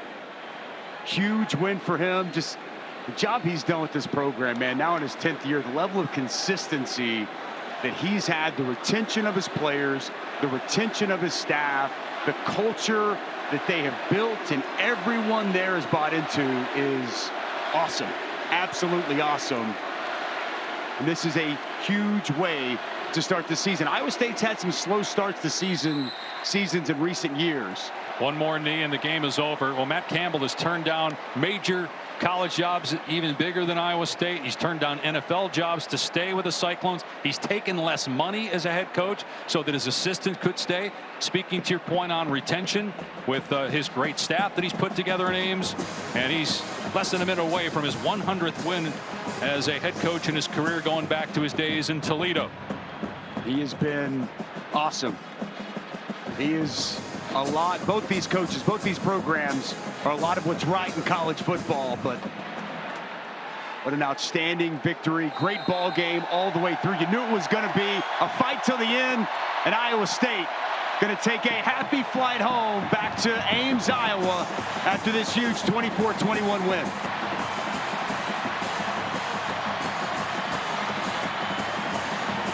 Will they meet again in December 6th in Arlington for the Big 12 championship game? It's very possible. Kansas State, according to ESPN Analytics, the favorite to win the conference, but Iowa State will take that mantle at least until the Week 1 games kick off after this huge win here in Dublin. And let's check in with Taylor down on the field. Thank you. 4th and 3 with 2:26 to play. What gave you the confidence to go for it? Well, our quarterback gives me a lot of confidence, and he's a great football player. It's a great call by our offensive coordinator. Great job by Gabe Burkle. He's one of our best players, and just great execution. You know, we work on that all camp, and a great opportunity to do that. It wasn't perfect all day long, but when we needed it the most, it was really good. What was the difference for the offense in the second half? Yeah, again, we just made some great adjustments. You know, we saw some things different in the first game, and the opportunity to make great adjustments and have the ability to do that. It's great to have a staff that we've been together for so long that we got the confidence we can make those adjustments. What allowed Carson Hansen to really be a part of the game plan? Well, I thought that O-line really did a great job in the second half. Our tight ends, O-line, thought they did a great job with execution. And, man, Carson's a really great player. We're really proud of him. 3 straight now against Kansas State. What does that do for your program? Well, I think those are great wins. Anytime you beat quality opponents, that's awesome. And we got a long way to go. It's game 1, and there's a lot of football left. And we're going to have to see if we're tough enough as a program and as a team to fly back home and get ready for a great South Dakota team next week. Thank you, Coach. Thank you. Dave? 100 wins now, Taylor, for Matt Campbell in his head coaching career. 65 in Ames, the winningest coach in Iowa State history. They will celebrate tonight here in Dublin, but then got to get back to work as they fly home tomorrow to Iowa. Rocco Beck now with Taylor. Thanks, Dave. Rocco, when your coach gave you the vote of confidence on 4th and 3, what was going through your mind? Man, we called a great play. He gave me 2 plays, and he had me decide, so I decided with that one. And I knew we were going to have a chance to get it with them bringing 0, and so it ended up working. But why did you go with that specific play? Because we've worked out in practice, and it's been working for us, and I felt more confident with it, and I had trust in my guys. For you personally, what does 3 straight against Kansas State mean? I mean, it's awesome. I mean, to have 3 straight against a rival team, against a great team in Kansas State, we just got to keep pushing. We got to be better than today, and so we'll be better next week. Your offense really showed up big in the second half. What allowed for that? I think these mid-game adjustments by the coaches, by us. They did a really good job calming us down, but we all got to be better as an offense and put up some better points next week. Thank you for the time. Yeah, thank you. Dave? Well, Taylor, you heard, obviously you were talking to Matt Campbell about the trust he has in Rocco Beck. He gives them, they give their quarterback 2 plays there to make the right decision, to make the right read, and he did. That is the part of it where you ask me what would you do. I lean conservative, kick the field goal. When you've got a player like Rocco Beck who's played that much football, who's won 18 games for you, who's been in the fire, who you completely and totally trust, you put the ball in your quarterback's hands, and he paid it off. And how about that? Taylor Mauser was telling us before the game, the communication between those two is so good. The trust is so real. Give him 2 plays, let him look at the defense and decide which he likes the most. And boy, it could not have played out any better for Rocco Beck than Iowa State. What a win. It started with turnovers early on, and Dylan Edwards, he never played again after this. One of K-State's best players got hurt on that muff punt that was recovered by Iowa State, but then the Cyclones gave it right back.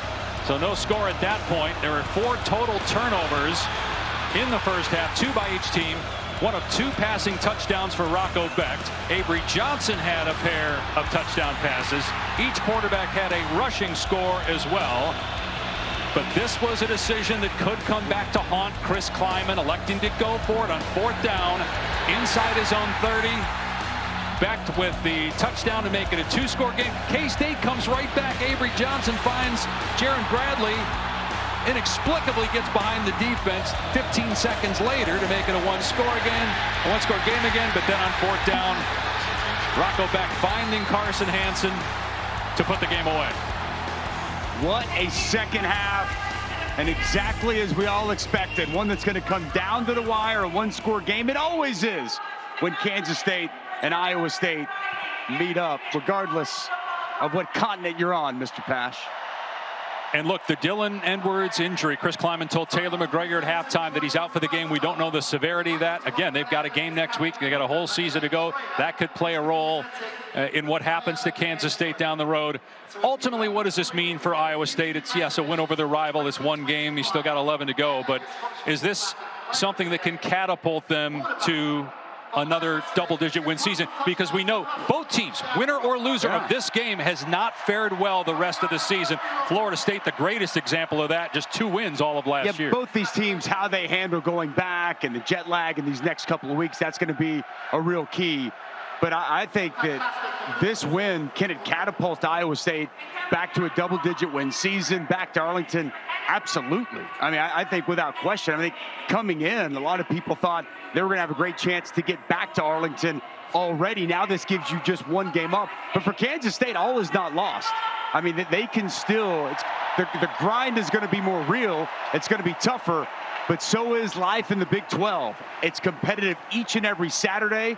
There are no gimmies, and it's going to be a fun season to watch unfold and see how both of these teams do going back and handling this next month stretch of the season. Arizona State, the defending champs, will go to Ames in early November. Kansas State doesn't have to play the Sun Devils. But both teams will be in action at home next week after a 24-21 finish here in Dublin, Ireland, wrapping up the 4th edition of the Aer Lingus College Football Classic. For Dusty Dvorak, Taylor McGregor, Dave Pash saying so long from Dublin as we send you back to the studio. Kevin Connors, EJ Manuel, and Roddy Jones.